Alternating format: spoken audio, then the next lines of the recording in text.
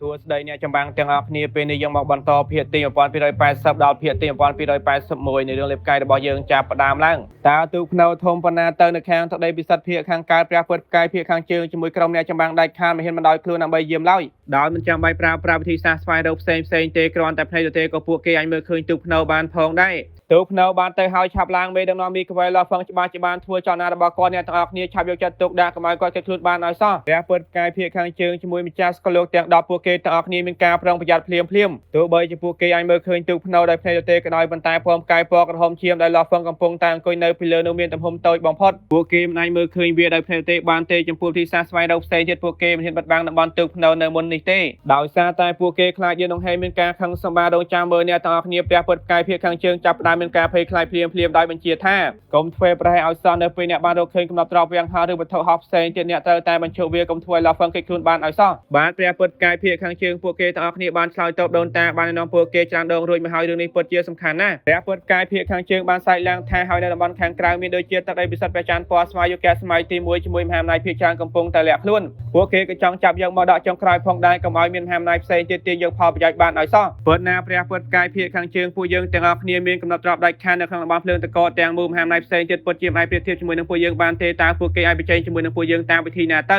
ៅវារៀបនឹងកើតឡើងហើយទូកភ្នៅកំពុងតែហោះយ៉ាងអស្ចារ្យនៅកណ្ដាលលំហអវកាសស្រាប់តែបាត់ខ្លួនមិនត្រឹមតែទឹកដីពិសិដ្ឋភាគខាងកើតតែប៉ុណ្ណោះទេបានមើលឃើញសូម្បីតែទឹកដីពិសិដ្ឋព្រះច័ន្ទពណ៌ស្វាយជាមួយមហាអំណាចភាគច្រើនមកពីយុគសម័យទី1ក៏បានរកឃើញវាផងដែរពួកគេកំពុងរៀបនឹងបង្ហាញខ្លួនហើយក្តីសង្ឃឹមចុងក្រោយរបស់តកោពួកយើងដើម្បីគេចេញពីវត្តនៃការចាប់បដិសន្ធិឡើងវិញត្រូវតែចាប់យកមកដកឲ្យបានមិនថាសក្តានុពលរបស់អ្នកស្នងមកដកខ្លាំងប៉ុណ្ណាទេមិនថាគាត់មានគ្រោះថ្នាក់ខ្លាំងប៉ុណ្ណាទេមិនថាអ្នកចម្បាំងណាចង់មានការរីកចម្រើនទេគាត់ត្រូវការពេលវេលាយ៉ាងច្រើនទោះបីជាគាត់ទទួលបានមកដកដោយត្រឹមពេលខ្លីកម្លាំងរបស់គាត់ច្បាស់ជាមិនខ្លាំងពេកទេនៅពេលគាត់ឈានដល់ដែនកំណត់តកោរបស់ពួកយើងច្បាស់ជាវិញនេះនៅពេលនេះពួកយើងមិនចាំបាច់ខ្វល់ខ្វាយអំពីទឹកដីពិសិដ្ឋភាគខាងកើតជាមួយទឹកដីពិសិដ្ឋព្រះច័ន្ទពណ៌ស្វាយទេនេះគឺជាក្តីសង្ឃឹមចុងក្រោយពួកយើងព្រះម្ចាស់ពុទ្ធទី1ព្រះម្ចាស់ពុទ្ធទី3ព្រះម្ចាស់ពុទ្ធទី4ព្រះម្ចាស់ពុទ្ធទី5ជាមួយនឹងព្រះម្ចាស់ពុទ្ធទី6បានសម្លឹងមើលគ្នាទៅវិញទៅមកចាប់តាំងពីការទទួលយកមកដល់ព្រះម្ចាស់ពុទ្ធទី2ជាមួយនឹងព្រះម្ចាស់ពុទ្ធទី7បានស្លាប់ហើយតកោភ្នែកព្រះនៅសល់តែព្រះម្ចាស់ពុទ្ធ5នាក់តែប៉ុណ្ណោះដើម្បីចាប់យកមកដាក់នៅពេលនេះពួកគេទាំង5នាក់បានមកដល់ហើយវាគ្រាន់តែថាលទ្ធផលនៃការខ្លាចជាដើមឈើខ្ពស់បំផុតនៅក្នុងព្រៃច្បាស់ជាមានសោកនាដកម្មហើយតកោភ្នែកព្រះនៅពេលនេះមានទម្រង់ទាបបំផុតតោះចាំមើលការវាយប្រហារគ្នារវាងទឹកដីពិសិដ្ឋព្រះច័ន្ទពណ៌ស្វាយជាមួយទឹកដីពិសិដ្ឋភាគខាងកើតវាក៏មានមហាអំណាចផ្សេងទៀតមកពីយុគសម័យទី1ដោយពួកយើងផងដែរការវាយគ្នា3អ្នកស្នំដកលើនេះច្បាស់ជាមិនសាមញ្ញទេត្រូវហើយចាប់តាំងពីគាត់ទទួលបានមកដកឌីនងហេគាត់ច្បាស់ជាមានវិធីសាស្ត្រដើម្បីការពារខ្លួនវាមិនងាយស្រួលទេក្នុងការចាប់យកអ្នកស្នំមកដកទលេអូឌីនងហេរងចាំមើលនៅពេលដែលពេលវេលាត្រឹមត្រូវបានមកដល់ពួកយើងទាំង5នាក់នឹងធ្វើការជាមួយគ្នាហើយចាប់យកអ្នកស្នំមកដកដោយកម្លាំងដៃខាតបាបភ្នែករបស់ព្រះម្ចាស់ពុទ្ធទាំង5បានឆាបឆេះឡើងលើកនេះជាសមរភូមិដែលការប្រាជោគវាសនាពួកគេរំពុយនៅក្នុងតំបន់ភ្លើងតកោទាំងមូលកំពុងតែមានការឆ្លាចលយ៉ាងខ្លាំងមហាអំណាចភាគច្រើនកំពុងតែលាក់ខ្លួនហើយពួកគេភាគចាំដឹងថាតើអ្នកចម្បាំងមួយណាជាអ្នកស្នងមកដកទេទោះយ៉ាងណាក៏ដោយវាច្បាស់ជាមិនសំខាន់ទេអ្វីដែលពួកគេត្រូវធ្វើគឺចាប់យកអ្នកស្នងមកដកទាំងស្រុងប្រសិនបើមេតបស្កលលោកត្បូងឈាមបង្ហាញខ្លួនពួកគេនឹងចាប់យកគាត់ប្រសិនបើមេដឹកនាំមីក្វែឡោះហ្វឹងបង្ហាញខ្លួនពួកគេនឹងចាប់យកគាត់ទាំងអស់នេះជាគំនិតរបស់ពូជសាសន៍ផ្សេងឡោះហ្វឹងបានដឹងតាំងពីយូរណាស់មកហើយថាអាចារ្យខាងក្រៅពោពេញទៅដោយអន្ទាក់ពូជសាសន៍មនុស្សបានប្រាប់គាត់តាំងពីយូរណាស់មកហើយថាប្រសិនបើគាត់គ្មានទំនុកចិត្តទេគាត់គួរតែស្នាក់នៅក្នុងទូកភ្នៅជាបណ្ដោះអាសន្នសិនប៉ុន្តែឡោះហ្វឹងមានជំនាញហើយគាត់ហ៊ានណាស់គាត់មានទំនុកចិត្តទាំងស្រុងមិនថាមានអន្ទាក់បែបណាទេខ្ញុំនឹងទម្លើពួកវាទាំងអស់ពណ៌ផ្កាយពណ៌ក្រហមឈាមបានខ្លាចទៅជាធ្នឹមនៃពលឺហើយញាប់ញ័រទៅមកក្នុងល្បឿនយ៉ាងលឿនពណ៌ផ្កាយពណ៌ក្រហមឈាមតូចមួយបាននឹងមើលឃើញដោយភ្នែកទេខ្លាំងណាស់នោះហើយជាកំណត់ត្រប់វាងហោះខ្ញុំបានរកឃើញកំណត់ត្រប់វាងហោះមួយនោះជាពណ៌ផ្កាយពណ៌ក្រហមឈាមវាជារបស់ឡោះហ្វឹងម្ចាស់ស្កលោកមិនអាមកពីទឹកដីពិសិដ្ឋភាគខាងកើតបានផ្សាយតាក់ទងគ្នាជាមួយអ្នកចម្បាំងផ្សេងទៀតថាគាត់កំពុងថយឆ្ពោះទៅកាន់តំបន់ពួកយើងម៉ៃអាខ្ញុំនឹងបញ្ញាប់ញ័រទៅភ្លាម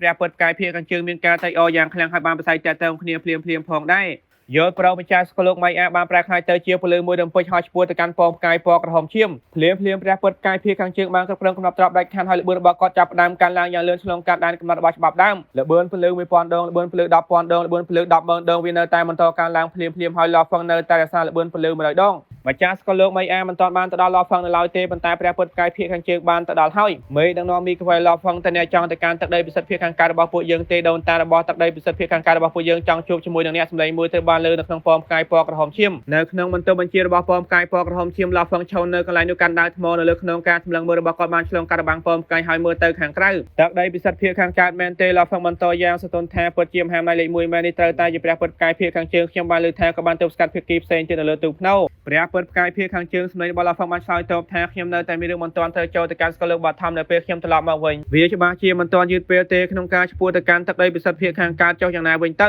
មើលទៅដូចជាមេដឹកនាំមីកវ៉ៃឡោហ្វឹងនេះមិនចង់ផ្ដល់មុខមាត់ឲ្យដូនតារបស់ទឹកដីពិសិដ្ឋភៀខាងកើតពួកយើងទេព្រះពុទ្ធផ្កាយភៀខាងជើងបានសើចចំអនៅក្នុងចិត្តថាត្រឡប់ទៅកាន់ស្កលលោកបឋមវិញមែនទេនៅពេលឡោហ្វឹងពិតជាបានត្រឡប់ទៅកាន់ស្កលលោកបឋមវិញភាគីផ្សេងទៀតច្បាស់ជាមិនអាចចូលទៅកាន់ស្កលលោកបឋមបានទេការចាប់គាត់ច្បាស់ជាមិនអាចទៅរួចទាំងស្រុងកងប្រាប់ខ្ញុំថាទឹកដីពិសិដ្ឋភៀខាងកើតរបស់នេះអញ្ជើញភ្ញៀវបែបនេះមែនទេឡោហ្វឹងនៅតែស្ងប់ស្ងាត់ហើយមានទំនុកចិត្តអញ្ចឹងកុំបន្ទោសខ្ញុំអីព្រះពុទ្ធផ្កាយភៀខាងជើងជួយលើកកំណត់ត្រពណ៌ខ្មៅដ៏ធំសម្បើមហើយបានមកដល់នៅពីលើពណ៌ផ្កាយពណ៌ក្រហមឈាមជាងនេះផងដែរផ្នែកម្ខាងទៀតរបស់កំណត់ត្រពណ៌ខ្មៅមួយរំពេចស្រាប់តែបើកឡើងហើយកម្លាំងបឺតដ៏ខ្លាំងក្លាមួយរំពេចបានធ្វើសកម្មភាពទៅលើពណ៌ផ្កាយដែលប្រឹងប្រែងបឺតពណ៌ផ្កាយចូលឆាប់ស្រូវភ្លាមទៅព្រះពុទ្ធផ្កាយភៀខាងជើងបានប្រើកម្លាំងទាំងអស់របស់គាត់ដើម្បីគ្រប់គ្រងវាប៉ុន្តែពណ៌ផ្កាយពណ៌ក្រហមឈាមកំពុងទៅបានលេបចូលបាត់ភ្លាមហើយបង្ហាញឃើញទូកភ្នៅតូចមួយនៅពេលឡោះហ្វឹងទៅបានគេលេបចូលមុននេះគាត់មិនចង់ប្រើប្រាស់ពណ៌ផ្កាយទេទោះបីជាពណ៌ផ្កាយជាកំណត់ត្រដាច់ខាតហើយវាគួរអាចទប់ទល់បានក្រៅប៉ុន្តែពណ៌ផ្កាយត្រូវការប្រើប្រាស់ថាពលអមតៈដើម្បីធ្វើឲ្យសកម្មការប្រើប្រាស់ពណ៌ផ្កាយនៅពេលនេះប្រហែលជាហត់ណាស់ការប្រើប្រាស់កំណត់ត្រមេកានិកទូកភ្នៅពិតជាងាយស្រួលជាងទូកភ្នៅត្រូវបានកែប្រែដោយឌៀនដងហេមិនថាកំណត់ត្រដាច់ខាតប្រភេទណាទេវាច្បាស់ជាមិនអាចទៅរួចទេក្នុងការស៊ើបយកទូកភ្នៅដោយបង្ខំហើយគាត់គ្រាន់តែត្រូវការចំណាយថាពលអមតៈបន្តិចតែប៉ុណ្ណោះហើយគាត់អាចខ្ចីថាពលរបស់ទូកភ្នៅខ្លួនឯងដើម្បីធ្វើដំណើរការទូកភ្នៅវាពិតជាងាយស្រួលជាងហើយមានថាពលខ្លាំងណាស់ទូកភ្នៅមែនទេនៅពេលដែលព្រះពុទ្ធផ្កាយភៀខាងជើងបានឃើញកប៉ាល់ស្កលនៅខាងក្រោមការបញ្ចេញមតិរបស់គាត់បានផ្លាស់ប្ដូរយ៉ាងខ្លាំង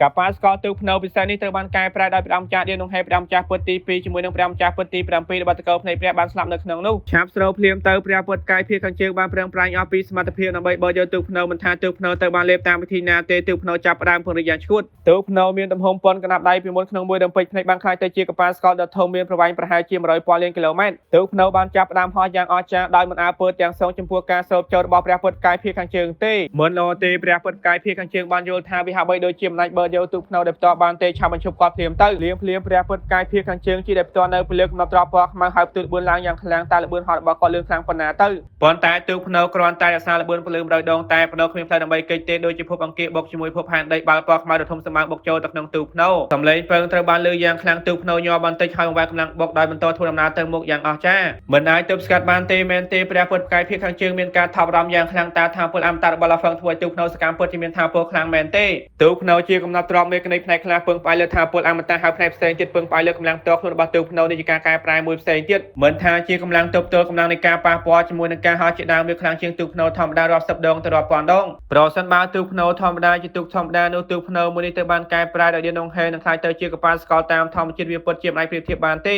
េព្រះពុទ្ធផ្កាយភៀខាងជើងខ្ញុំនឹងបញ្ឈប់គាត់ម្ចាស់ស្គលោកមិនបានហោះទៅរួចទៅហើយឆាប់ឡើងចាប់គាត់ភ្លាមទៅព្រះពុទ្ធផ្កាយភៀខាងជើងបានសាយឡើងភ្លាមពលឺពណ៌ស្វាយដ៏ធំមួយបានហោះមកពីលើពលឺពណ៌ស្វាយបានបន្តរីកធំទៅបន្តមកវាបានព័ទ្ធជុំវិញទូកភ្នៅពលឺពណ៌ស្វាយដ៏ធំសម្បើមមួយនេះតាមពិតទៅជាសំណាញ់ចម្លែកជាកំណត់ត្រពិសេសទៅបានប្រើប្រាស់ជាចម្បងដើម្បីដាក់អន្ទាក់គូប្រជែងឆាប់ចងភ្លាមទៅម្ចាស់ស្គលោកមិនបានប្រឹងប្រែងអស់ពីសមត្ថភាពដើម្បីគ្រប់គ្រងវាទោះយ៉ាងណាក្តៅទោះបីជាសំណាញ់ពណ៌ស្វាយប្រឹងប្រែងរឹតបន្តឹងហើយទប់ស្កាត់យ៉ាងណាក្តៅទូកភ្នៅនៅតែបន្តទៅមុខយ៉ាងអស្ចារ្យទោះបីជាផ្ទៃខាងក្រៅមើលទៅទូកភ្នៅត្រូវបានគ្របដណ្ដប់ដោយសំណាញ់ពណ៌ស្វាយក្តៅវាដូចជាគ្រឿងតបតែងហើយមិនប៉ះពាល់ដល់ទូកភ្នៅតតែសោះខ្ញុំមិនអាចទប់ស្កាត់គាត់បានទេខ្ញុំពិតជាមិនអាចទប់ស្កាត់គាត់បានទេម្ចាស់ស្គលោកមិនមានការថប់បារម្ភយ៉ាងខ្លាំងបន្តមកវាប្រហារគាត់ភ្លាមទៅព្រះពុទ្ធផ្កាយភៀខាងជើងក៏មានការថប់បារម្ភផងដែរគាត់មិនអាចលេបទូកភ្នៅបានទេគាត់ក៏មិនអាចទប់ស្កាត់វាដោយបង្ខំបានផងដែរសូម្បីតែកំណត់ត្រប្រើប្រាស់ដើម្បីដាក់កម្រិតជាមួយនឹងដើមអន្ទាក់ក៏មិនអាចធ្វើអ្វីបានផងដែរអញ្ចឹងតើគាត់អាចទប់ស្កាត់ឡោះហ្វឹងតាមវិធីណាទៅទូកភ្នៅនេះបាននិយាយថាពុទ្ធអមតៈទាំងស្រុងព្រះពុទ្ធផ្កាយភៀខាងជើងមានការថប់បារម្ភយ៉ាងខ្លាំងភ្លាមគាត់បានខ្លាយទៅជាពលឺភ្លឺចែងចាំងហើយធ្នឹមនៃពលឺដ៏ធំសម្បើមមួយបានវាប្រហារទៅលើទូកភ្នៅញ័របន្តិចបន្តមកវានៅតែបន្តទៅមុខហាក់ដូចជាគ្មានអ្វីកើតឡើងតតែសោះវាគ្មានប្រយោជន៍ទេមែនទេព្រះពុទ្ធផ្កាយភៀខាងជើងបានសម្លឹងមើលថាការវាប្រហារដោយសម្ភារៈក៏គ្មានប្រយោជន៍ផងដែរមែនទេបច្ចេកទេសណាមួយក៏ដោយវាគ្មានប្រយោជន៍នៅចំពោះមុខទូកភ្នៅនេះទេទូកខំប្រឹងយ៉ាងណាក៏ដោយវាមិនអាចទៅរួចទេទូកភ្នៅហាក់បីដូចជាមិនខ្វល់ខ្វាយអ្វីទាំងអស់វានៅតែបន្តដំណើរទៅមុខក្នុងល្បឿនយ៉ាងលឿន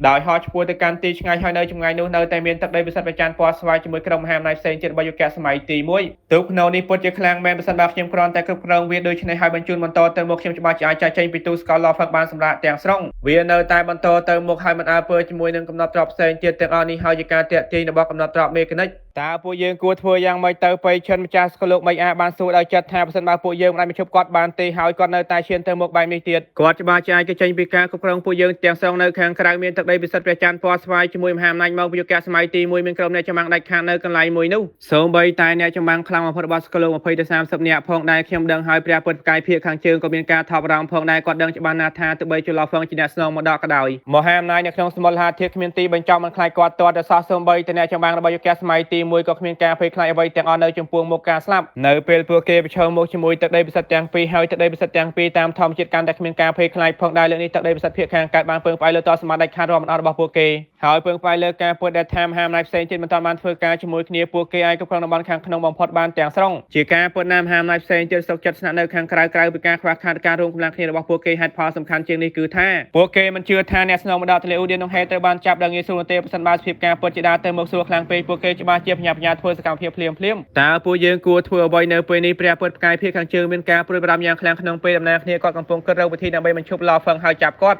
ឆាប់ទៅព្រះពុទ្ធផ្កាយភាគខាងជើងឈរនៅកណ្ដាលលំហអាវកាសហើយគួយដៃយ៉ាងខ្លាំងបាល់ពណ៌ខ្មៅដ៏ធំសម្បើមបានប្រឈមមុខជាមួយនឹងពន្លឺភ្លាមនៅពេលវាហោះពន្លឺពណ៌ខ្មៅកាន់តែក្រាស់ទៅ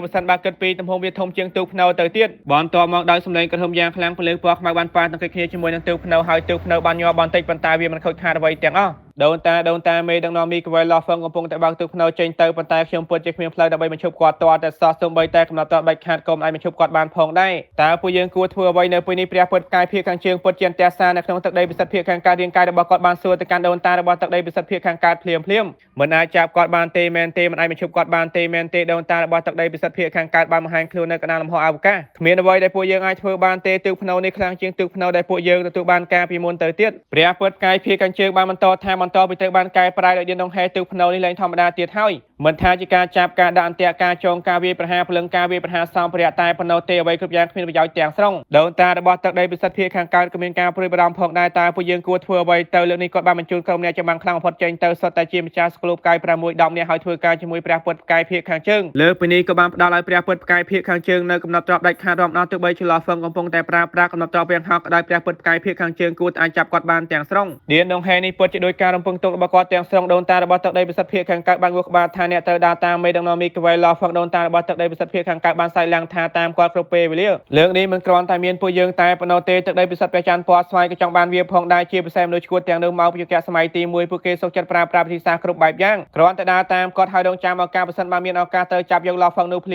ាមចូលប្រសិនបើពួកយើងមិនអាចទទួលបានទេព្រះពុទ្ធផ្កាយភាគខាងជើងបានសួរដោយក្តីបារម្ភអ្វីទៅជារឿងកំ pl ៃលើកនេះមានជាងពាក់កណ្ដាលនៃអ្នកចម្បាំងខ្លាំងបំផុតរបស់ស្កលលោកមកពីយុគសម័យទី1យុគសម័យទី2ក៏មានម្ចាស់ស្កលូបកាយ6ភាគច្រើនផងដែរសូម្បីតែយុគសម័យស្កលលោកបាថមក៏អាចមានអ្នកចម្បាំងខ្លាំងបំផុតរបស់ស្កលលោកលាក់ខ្លួន1ឬ2នាក់ផងដែរហើយគ្រាន់តែម្ចាស់ស្កលលោកខ្លាំងបំផុតមានយ៉ាងតិចណាស់រាប់សិបនាក់ដោយមិនចាំបាច់គិតពីចំនួនម្ចាស់ស្កលលោកមិនសូវខ្លាំងបំផុតនោះទេនៅពេលការចលាចលឈានដល់កម្រិតជាក់លាក់មួយមិនថាព្រះពុទ្ធផ្កាយភាគខាងជើងមានថាពលខ្លាំងប៉ុណ្ណានោះទេគាត់ច្បាស់ជាមិនអាចឲ្យឡោហ្វឹងចាក់ចេញទៅបានទេប្រសិនបើពួកយើងមិនអាចទទួលបានទេដូនតារបស់ទឹកដីពិសិដ្ឋភាគខាងកើតមានការសាក់ស្ទើរមួយផ្លែតមុនពេលបញ្ជាថាគ្រាន់តែធ្វើវាទៅដោយគ្រាន់តែបានស្ដាប់បញ្ជារបស់ដូនតាទឹកដីពិសិដ្ឋភាគខាងកើតព្រះពុទ្ធផ្កាយភាគខាងជើងមានការភ្ញាក់ផ្អើលយ៉ាងខ្លាំងព្រះពុទ្ធផ្កាយភាគខាងជើងមិនអាចជឿវាបានទេប៉ុន្តែដូនតារបស់ទឹកដីពិសិដ្ឋភាគខាងកើតបានផ្ដល់ការបញ្ជាទិញរួចទៅហើយបាទដូនតាព្រះពុទ្ធផ្កាយភាគខាងជើងបានឆ្លើយតបដោយការគ្រប់ក្នុងពេលជាមួយគ្នាក៏បានរអ៊ូថាឡោះហ្វឹងពុតជាសំណាងណាស់នៅក្នុងតំបន់ភ្លើងតកោដោយសារតែការបង្ហាញខ្លួនរបស់អ្នកស្នងម្ដកឌៀនដងហែវាក៏បានខ្លាចជាតំបន់មានអ្នកចម្បាំងច្រើនជាងគេនៅក្នុងសមលហធិគ្មានទីបញ្ចប់នៅជាទូកភ្នៅមែនទេអ្នកស្នងម្ដកបានមកដល់ហើយទឹកដីពិសិដ្ឋភាគខាងកើតមិនអាចចាប់គាត់បានទេហើយក៏មិនអាចបញ្ឈប់គាត់បានផងដែរឱកាសរបស់ពួកយើងបានមកដល់ហើយនៅតំបន់ខាងក្រៅគ្រាន់តែទឹកដីពិសិដ្ឋព្រះច័ន្ទពណ៌ស្វាយតែមិនអាចពុតជាមិនអាចគ្រប់គ្រងវាបានទាំងស្រុងទេហើយមហាអំណាចផ្សេងទៀតជាពិសេសយុគសម័យទី1មិនអាចដងចាំបានទៀតទេអ្នកចម្បាំងខ្លាំងបំផុតរបស់ស្កលូទាំងអស់បានធ្វើចលនារបស់ពួកគេនៅកណ្ដាលលំហអវកាសការវាយប្រហារខ្លាំងក្លាគួរភ័យខ្លាចរាប់ដល់បានធ្វើលំហនឹងពេលវេលាខូចទ្រង់ទ្រាយហើយបែកបាក់ទាំងស្រុងអ្នកខ្លះប្រឹងប្រែងលេបយកទូកភ្នៅអ្នកខ្លះទៀតប្រឹងប្រែងវាយប្រហារចំដើម្បីធ្វើឲ្យមានការចលាចលកាន់តែខ្លាំងវាកាន់តែចលាចលអ្នកខ្សោយមានឱកាសកាន់តែច្រើនក្នុងការនេសាទត្រីក្នុងទឹកកំពុងមានបញ្ហាភ្លាមទូកភ្នៅបានញ័រម្ដងហើយម្ដងទៀតសំឡេងក្រហមយ៉ាងខ្លាំងត្រូវបានលើសត្វដ៏ធំស្បើមមានទំហំជាង1ឆ្នាំពលឺកំពុងតែក្រហមនៅពេលវាមកជិតដល់ស្លាបដ៏ធំចាប់ផ្ដើមបើកឡើងហើយមាត់ដ៏ធំចាប់ផ្ដើមបើកចំហបង្ហាញឃើញប្រហោងខ្មៅគ្មានទីបញ្ចប់នៅពេលវាខំទៅលើទូកភ្ន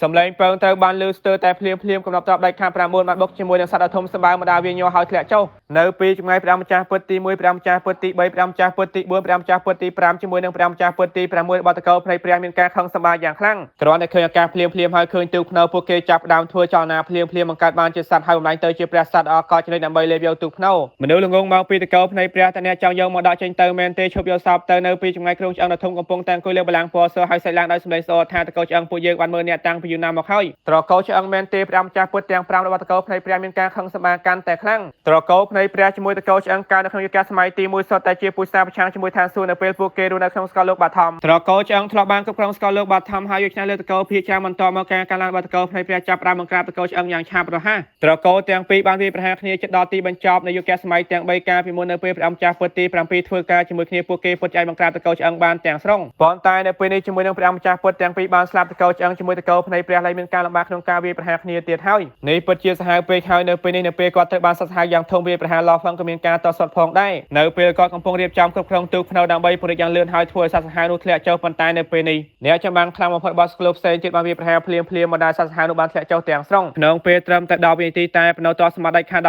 16បានវាយប្រហារលើខ្ញុំក្នុងពេលតែមួយឡោះផងកំពុងនៅក្នុងសារគ្រប់គ្រងរបស់ទូកភ្នៅក៏មានការតស៊ូផងដែរទោះបីជាគាត់បានរំពឹងទុកថានេះជាអន្ទាក់ហើយអាចគេផុតបានក៏ដោយនៅពេលគាត់បានជួបវាយ៉ាងពិតប្រាកដគាត់នៅតែមានការតស៊ូបន្តិចយ៉ាងណាមិញមុននេះអ្នកចម្បាំងខ្លាំងបំផុតរបស់ស្គលូនៅឆ្ងាយពីគាត់បន្តិចហើយតាមធម្មតាពួកគេមិនចង់បន្ទាបខ្លួនដើម្បីវាយប្រហារគាត់ទេពេលវេលាតែមួយគត់គឺនៅពេលព្រះបិសាចស៊ូចិនប្រឹងប្រែងសម្លាប់គាត់ប៉ុន្តែគាត់ត្រូវបានទប់ស្កាត់ដោយព្រះដូនតាមុខពីរផងដែរហើយព្រះបិសាចស៊ូចិនប្រហែលជាមិនអាចសំបីតែខ្លាំងជាងគាត់ចំពោះគាត់ព្រះបិសាចស៊ូចិនវាគ្រាន់តែជារឿងតូចតាចមួយតែប៉ុន្តែលើកនេះពិតជាប្លែកណាស់លើកនេះជាងពាក់កណ្ដាលអ្នកចម្បាំងខ្លាំងបំផុតរបស់ស្គលូនៅក្នុងយុគសម័យទី1ជាមួយអ្នកចម្បាំងខ្លាំងបំផុតរបស់ស្គលូផ្សេងទៀតបានធ្វើឲ្យគាត់ខ្លាចជាគោលដៅរបស់ពួកគេទាំងស្រុងហើយពួកគេទាំងអស់គ្នាកំពុងតែប្រឹងប្រែងចាប់គាត់យ៉ាងឆ្កួតសំឡេងគ្រប់ប្រភេទត្រូវបានឮមិនថាជាកំណាប់ទ្របវាងហោះកំណាប់ទ្របវាយប្រហារជាដើមកំណាប់ទ្រម្ដងមួយពួកគេបានវាយប្រហារទៅលើទូកភ្នៅធ្វើឡោះផងបើកផ្លេចឡើងធំចំនួនកំណត់ទ្របដាច់ខាតនៅក្នុងសមូលហធាតុទាំងមូលមានតិចតួចណាស់ហើយតាមធម្មតានៅក្នុងដៃរបស់អ្នកចម្បាំងខ្លាំងបំផុតរបស់ស្គលូកតែប៉ុណ្ណោះនៅពេលនេះជាង1/3របស់អ្នកចម្បាំងខ្លាំងបំផុតរបស់ស្គលូកបានវាយប្រហារជាមួយគ្នាប៉ុន្តែគ្មានផ្លូវស៊ើបបីតែកម្ដៅទូកភ្នៅនេះបានទេទូកភ្នៅក៏គ្មានស្នាមប្រេះផងដែរវាថែមទាំងបន្តហោះទៅមកពួកគេមិនអាចបញ្ឈប់វាបានទេអ្នកចម្បាំងខ្លាំងបំផុតរបស់ស្គលូកទាំងអស់មកពីយុគសម័យទី1បានឈួតទាំងស្រុងប៉ុន្តែភ្លាមពួកគេបានដឹងថាតើទូកភ្នៅនេះគួរភ័យខ្លាចខ្លាំងប៉ុណ្ណារហូតដល់ពេលនេះតកោធំបានបញ្ឈប់ការវាយប្រហារដោយចេតនាមុននេះពួកគេមានការភ័យខ្លាចថាមហាអំណាចផ្សេងទៀតអាចឆក់យកមកដកដៀនដងហេហើយដូច្នេះពួកគេបានបំផ្លាញការវាយប្រហាររបស់អ្នកចម្បាំងផ្សេងទៀតភ្លាមថាពលជាមួយវិធីសាស្ត្រវាយប្រហាររបស់ពួកគេបានកើនឡើងយ៉ាងខ្លាំងខ្ញុំមិនជឿថាមានអ្នកចម្បាំងច្រើននៅកន្លែងនេះហើយពួកយើងពិតជាមិនអាចចាប់យកទូកភ្នៅមួយបានទេនៅពេលនេះតកោឆ្អឹងច្បាស់ជាមិនអាចបង្កបញ្ហាបានទេបញ្ញាធ្វើចលនារបស់ពួកយើងភ្លាមទៅមួយរំពេចមានការវាយប្រហារកាន់តែគួរភ័យខ្លាចជាងមុនភ្លាមរៀមដៃពណ៌មាស3បានលើចេញពីកន្លែងណាមួយហើយចាប់ទៅកាន់ទូកភ្នៅដោយផ្ទាល់ទោះយ៉ាងណាក៏ដោយទូកភ្នៅនៅតែបន្តទៅមុខដោយបាននាំយករៀមដៃពណ៌មាសទាំង3ទៅជាមួយដរាបណាសត្វយក្សដ៏ធំសម្បើមមកពីតកោភ្នែកព្រះបង្ហាញខ្លួនវាក៏បានខំទៅលើទូកភ្នៅទោះយ៉ាងណាក៏ដោយទូកភ្នៅនៅតែបន្តហោះទៅមុខយ៉ាងអស្ចារ្យកម្លាំងហោះយ៉ាងខ្លាំងវាក៏បានបង្ខំឲ្យសត្វយក្សហោះទៅជាមួយទូកភ្នៅផងដែរនៅពេលនេះអ្នកចម្បាំងខ្លាំងបំផុតរបស់ស្គលូផ្សេងទៀតក៏មានការថប់បារម្ភផងដែរពួកគេបានវាយប្រហារពីមួយទៅមួយដោយបង្ខំឲ្យសត្វសាហាវបែកបាក់ហើយអ្វីបានជាកម្លាំងហោះរបស់ទូកភ្នៅនេះខ្លាំងម្ល៉េះទោះបីវាជាកំណត់ទ្របវាហាត់ដៃខាត់ហើយអាចទប់ស្កាត់ជាមួយនឹងការវាយប្រហារពីគ្រប់ទិសទីក៏ដោយភាគច្រើនវាច្បាស់ជាមិនអាចផ្លាស់ទីបានទេទោះយ៉ាងណាក៏ដោយកម្លាំងហោះរបស់ទូកភ្នៅពិតជាខ្លាំងជាងកម្លាំងជើងរបស់តស្មាដៃខាត់10ឬបញ្ចូលគ្នាទាំងស្រុងទោះបីជាពួកគេបានធ្វើការជាមួយគ្នាក៏ដោយវាគ្មានប្រយោជន៍ផងដែរពួកគេមិនអាចបញ្ឈប់ទូកភ្នៅបានទេគ្រប់គ្នាបានដឹងថាលោះផឹងអាចហោះបែបនេះបានទាំងស្រុងរហូតដល់គាត់អាចចេញពីទូកស្កលហើយត្រឡប់ទៅកាន់ស្កលលោកបាធម្មវិ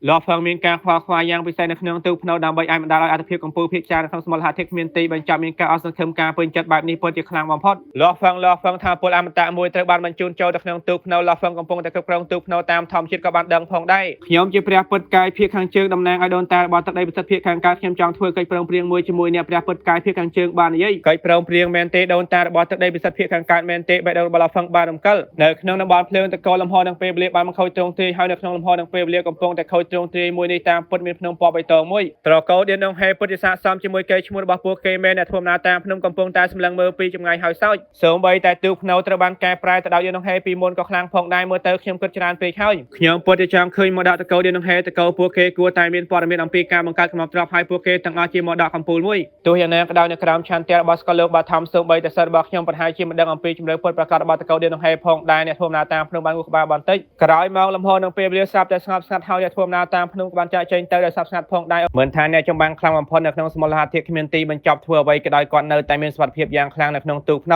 យ៉ាងណាមិញបន្ទាប់ពីខ្លាចជាម្ចាស់របស់ទូកភ្នៅឡោះហ្វងច្បាស់ណាស់អំពីថាពលពិតរបស់ទូកភ្នៅហើយនៅពេលនេះគំនិតរបស់គាត់គឺនៅលើកិច្ចព្រមព្រៀងជាមួយនឹងព្រះពុទ្ធផ្កាយភាគខាងជើងព្រះពុទ្ធផ្កាយភាគខាងជើងតំណាងឲ្យដូនតារបស់ទឹកដីពិសិដ្ឋភាគខាងកើតដើម្បីធ្វើកិច្ចព្រមព្រៀងជាមួយខ្ញុំមែនទេឡោះហ្វងមានការតស៊ូនៅក្នុងចិត្តហើយគំនិតកំពុងតែផុសឡើងនៅក្នុងចិត្តរបស់គាត់តើអ្នកណាជាដូនតារបស់ទឹកដីពិសិដ្ឋភាគខាងកើតមែនទេគាត់ជាអ្នកចម្បាំងចំណាស់បំផុតនៅក្នុងសមូលហេតុធាតុគ្មានទីបញ្ចប់ដែលគ្មានការសង្ស័យគាត់ជាអ្នកមានបំផុតនៅក្នុងសមូលហេតុធាតុគ្មានទីបញ្ចប់ទាំងមូលតើកិច្ចព្រមព្រៀងអ្វីទៅឡោះហ្វងបានផ្សាយតាក់ទងនៅខាងក្រៅព្រះពុទ្ធផ្កាយភាគខាងជើងបានដកដង្ហើមធូរស្រាលដោយសារតែឡោះហ្វងនៅទីបំផុតបានឆ្លើយតបហើយដរាបណាមានការឆ្លើយតបនោះជាការល្អបំផុតព្រះពុទ្ធផ្កាយភាគខាងជើងខ្លាចថាឡោះហ្វងមិនចង់ខ្វល់ខ្វាយជាមួយនឹងគាត់បន្តមកព្រះពុទ្ធផ្កាយភាគខាងជើងបានផ្សាយតាក់ទងទៅកាន់ទូកភ្នៅថាជាដំបងសូមអបអរសាទរដល់ព្រះម្ចាស់មីកាវេឡោះហ្វងចំពោះការទទួលបានមកដកដៀនដងហេទី2ចូលនិយាយអំពីកិច្ចព្រមព្រៀងដូនតារបស់ទឹកដីពិសិដ្ឋភាគខាងកើតពួកយើងបានបញ្ជាក់ថាគាត់ត្រូវការមកដករបស់អ្នកជាការពុតណាស់គាត់មិនត្រូវការកំណត់ទ្រអ្វីទាំងអស់ការចងចាំនៃមកដកមែនទេឡោះហ្វងបានសើចចំថាព្រះពុទ្ធផ្កាយភាគខាងជើងតើអ្នកមិនគិតទេថាដូនតារបស់ទឹកដីពិសិដ្ឋភាគខាងកើតរបស់អ្នកកំពុងតែវិញពេកទេមែនទេគ្រប់ជាសាសបានតស៊ូយ៉ាងខ្លាំងហើយទីបំផុតខ្ញុំទទួលបានមកដកដៀនដងហេតើដូនតារបស់ទឹកដីពិសិដ្ឋភាគខាងកើតរបស់អ្នកមានសិទ្ធិអ្វីដើម្បីដកយកមកដកពីខ្ញុំទៅកុំគិតអំពីវាទៀតអ្វីគ្រប់យ៉ាងនៅតែអាចចរចាគ្នាបានព្រះពុទ្ធផ្កាយភាគខាងជើងមិនខឹងអ្វីទាំងអស់ដោយបន្តថា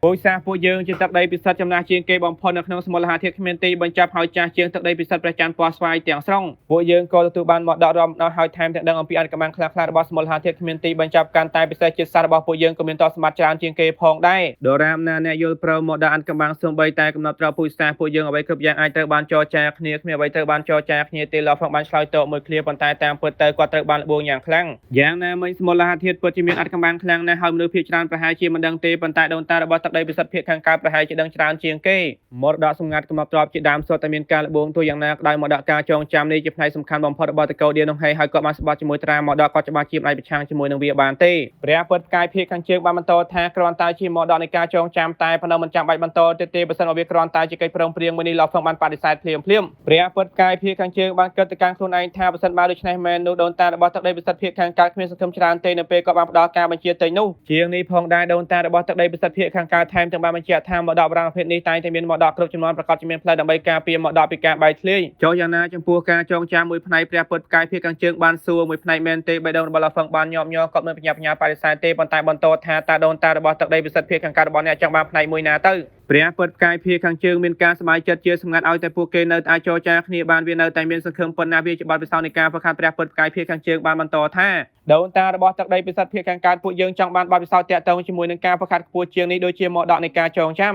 ដូនតារបស់ទឹកដីពិសិដ្ឋភាគខាងកើតរបស់អ្នកពិតជាដឹងថាអ្វីមានតម្លៃបំផុតលោកហ្វឹងបានសោយនៅក្នុងមរតកនៃការចងចាំត្រូវបានបែងចែកទៅជាមរតកស្នូលរួមមានសិល្បៈសម្ងាត់ដាច់ខាតទាំង3ដែលបន្សល់ទុកទៅដោយដូនតាចំនួនទី3ហើយមរតកធម្មតាជាកំណត់ត្រាបទពិសោធន៍ហ្វឹកហាត់របស់ដៀនដងហេតុដូចជាបទពិសោធន៍ហ្វឹកហាត់របស់អ្នកចម្បាំងផ្សេងទៀតជាដើមមរតកធម្មតាដែលអាចបែកធ្លាយបានជាថ្មការចងចាំជាង100លានហើយមានពួកគេតិចតួចណាស់ជាបទពិសោធន៍ហ្វឹកហាត់លើសពីកម្រិតព្រះពុទ្ធដោយគ្មានការសង្ស័យបទពិសោធន៍ហ្វឹកហាត់ដ៏កម្រិតខ្ពស់បំផុតមានតម្លៃខ្លាំងណាស់ទោះបីជាវាមិនគ្រាន់តែមកពីតកោឌៀនដងហេក៏ដោយនៅពេលវាត្រូវបានប្រមូលដោយចំនួនមុនរបស់តកោឌៀនដងហេវាត្រូវបានចាត់ថ្នាក់ទៅជាមរតកស្នូលទាំងស្រុងដូនតារបស់ទឹកដីពិសិដ្ឋភាគខាងកើតចង់បានការចងចាំពីការហ្វឹកហាត់ទាំងនេះក៏ច្បាស់ណាស់ថាតើវាសំខាន់ប៉ុណ្ណាជាអកុសលការចងចាំការហ្វឹកហាត់ខ្ពស់បំផុតពួកគេសុទ្ធតែជាផ្នែកស្នូលឡោះហ្វឹងពិតជាមិនអាចបែកធ្លាយវាបានទាល់តែសោះប្រហែលជាខ្ញុំអាចបោកបញ្ឆោតគាត់បន្តិចឡោះហ្វឹងគិតថាមូលដ្ឋានគ្រឹះតកោរបស់ខ្ញុំខ្សោយណាស់ពួកយើងមានតសមត្ថដាច់ខាតតិចតួចណាស់ប្រហែលជាខ្ញុំអាចបោកបញ្ឆោតកំណត់ទ្របដាច់ខាតមួយចំនួនពីដូនតារបស់ទឹកដីពិសិដ្ឋភាគខាងកើតនៅពេលនៅពូជសាមនៅច្បាស់ជាកាន់តែរឹងមាំភ្លាមទោះយ៉ាងណាក្តៅក្រៅពីខ្លួនគាត់ផ្ទាល់គ្មានអ្នកចម្បាំងណាម្នាក់ដឹងថាតើមានរឿងអ្វីកើតឡើងជាមួយនឹងមរតកតកោឌៀនដងហេឡើយដូច្នេះហើយមានឱកាសជោគជ័យចូលប្រសិនបើគាត់បរាជ័យមែននោះតើដូនតារបស់ទឹកដីពិសិដ្ឋភាគខាងកើតតែងតែនៅក្នុងទឹកដីពិសិដ្ឋភាគខាងកើតអាចបញ្ញាចេញមកបានទេ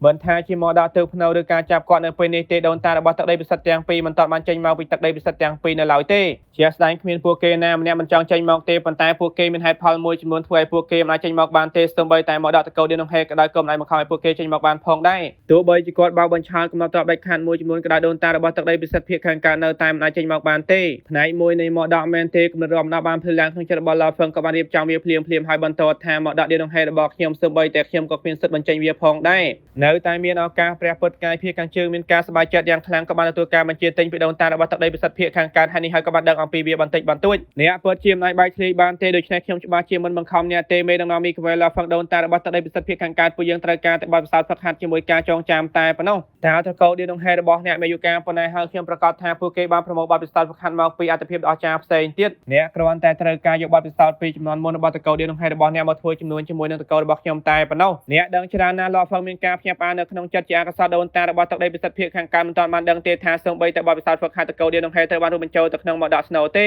ដូនតារបស់ទឹកដីពិសិដ្ឋភាពខាងកើតរបស់អ្នកពិតជាដឹងច្រើនណាស់លោកហ្វឹងបន្តថាក្រៅពីតកោឌៀនក្នុងហេតុក៏មានមួយចំនួនផងដែរព្រះពុទ្ធកាយភាពខាងជើងពោពេញទៅដោយការរងចាំជាមួយនឹងការរំភើបទោះយ៉ាងណាក៏ដោយមានមិនច្រើនទេមានតែមកដល់នៃការហ្វឹកហាត់របស់សត្វពិតចំនួន3តែប៉ុណ្ណោះលោកហ្វឹងបាននិយាយខ្ញុំគិតថាមានច្រើនជាង3ព្រះពុទ្ធកាយភាពខាងជើងបានទេប៉ុន្តែគាត់ច្បាស់ជាមិនអាចស៊ើបអង្កេតបន្ថែមទៀតបានទេមេដឹកនាំនេះគឺលោកហ្វឹងដាក់ឈ្មោះលក្ខខណ្ឌរបស់អ្នកហើយដូនតារបស់ទឹកដីពិសិដ្ឋភាពខាងកើតរបស់ពួកយើងច្បាស់ជាយកមកដកទាំង3នេះព្រះពុទ្ធកាយភាពខាងជើងបាននិយាយសូមគិតអំពីលក្ខខណ្ឌនៅពេលក្រោយលោកហ្វឹងបានសួរឡើងថាក៏ប្រាប់ខ្ញុំថាដូនតារបស់ទឹកដីពិសិដ្ឋភាពខាងកើតរបស់អ្នកមិនដឹងទេថាការចងចាំទាំងនេះដែលលើអំពីអ្នកចាំបាំងខ្លាំងរបស់សកលលោកត្រូវបានរងផលប៉ះពាល់ដោយឆន្ទៈរបស់សកលលោកបឋមទេមែនទេពិតណាស់គាត់ដឹងព្រះពុទ្ធកាយភាពខាងជើងបានបន្តដោយផ្ទាល់ថាទោះយ៉ាងណាក៏ដោយតកោឌៀននឹងហេគួរតែប្រើប្រាស់ថ្មការចងចាំឬវិធីសាស្ត្រផ្សេងទៀតដើម្បីផ្ទុកការចងចាំទាំងនោះកម្លាំងបច្ចុប្បន្នរបស់អ្នកមិនទាន់គ្រប់គ្រាន់ទេដូច្នេះអ្នកច្បាស់ជាមិនអាចដឹងអំពីព័ត៌មាននៅសេសសល់បានទេទោះយ៉ាងណាក៏ដោយដូនតារបស់ទឹកដីពិសិដ្ឋភាពខាងកើតរបស់ពួកយើងបានឆ្លងផុតវត្តនៃការចាប់បដិសន្ធិឡើងវិញតាំងពីយូរណាស់មកហើយប្រសិនបើអ្នកផ្ដល់ថ្មការចងចាំឲ្យដូនតារបស់ទឹកដីពិសិដ្ឋភាពខាងកើតពួកយើងគាត់ច្បាស់ជាអាចមើលឃើញវាបានដោយធម្មជាតិលោកហ្វឹងមានការភ្ញាក់ផ្អើលយ៉ាងខ្លាំងត្រូវហើយគាត់ពិតជាមិនអាចមើលឃើញវាដោយខ្លួនឯងបានទេប៉ុន្តែអ្នកចម្បាំងដែលបានឆ្លងផុតវត្តនៃការចាប់បដិសន្ធិឡើងវិញពិតជាអាចមើលឃើញវាបានទាំងស្រុង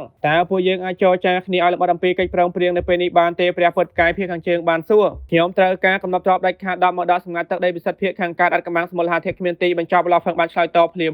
ព្រះពុទ្ធកាយភាពខាងជើងមានការភ្ញាក់ផ្អើលយ៉ាងខ្លាំងលោកហ្វឹងនេះពិតជាគ្មានមេត្តាខ្លាំងពេកហើយគាត់ពិតជាហ៊ានដាក់លក្ខខណ្ឌបែបនេះមែនណប់ទ្របដាច់ខាត10មែនទេសូម្បីតែចំពោះទឹកដីពិសិដ្ឋភាពខាងកើតក្តៅដូនតាមដែលចាក់ចែងពីទឹកដីពិសិដ្ឋភាពខាងកើតទេមានតែម្ចាស់សកលលោកតែប៉ុណ្ណោះដើរលេងនៅក្នុងសមូលហាធិគ្មានទីបញ្ចប់ហើយដូច្នេះហើយច្រើនឆ្នាំមកនេះចំនួនទ្រព្យសម្បត្តិដាច់ខាតដែលប្រមូលបានមានតិចតួចណាស់ហើយតាមធម្មតាជាកម្មសិទ្ធិរបស់ម្ចាស់សកលលោកដោយផ្ទាល់ដូច្នេះហើយទឹកដីពិសិដ្ឋភាពខាងកើតមានតិចតួចណាស់ប្រសិនមកដូចជាទឹកដីពិសិដ្ឋប្រច័ណ្ឌពណ៌ស្វាយពួកគេប្រហែលជាទៅលួចទ្រព្យសម្បត្តិម្ចាស់សកលលោកជាមួយអ្នកចម្បាំងខ្លាំងបំផុតរបស់សកលលោកដើម្បីប្រមូលឲ្យបានគ្រប់គ្រាន់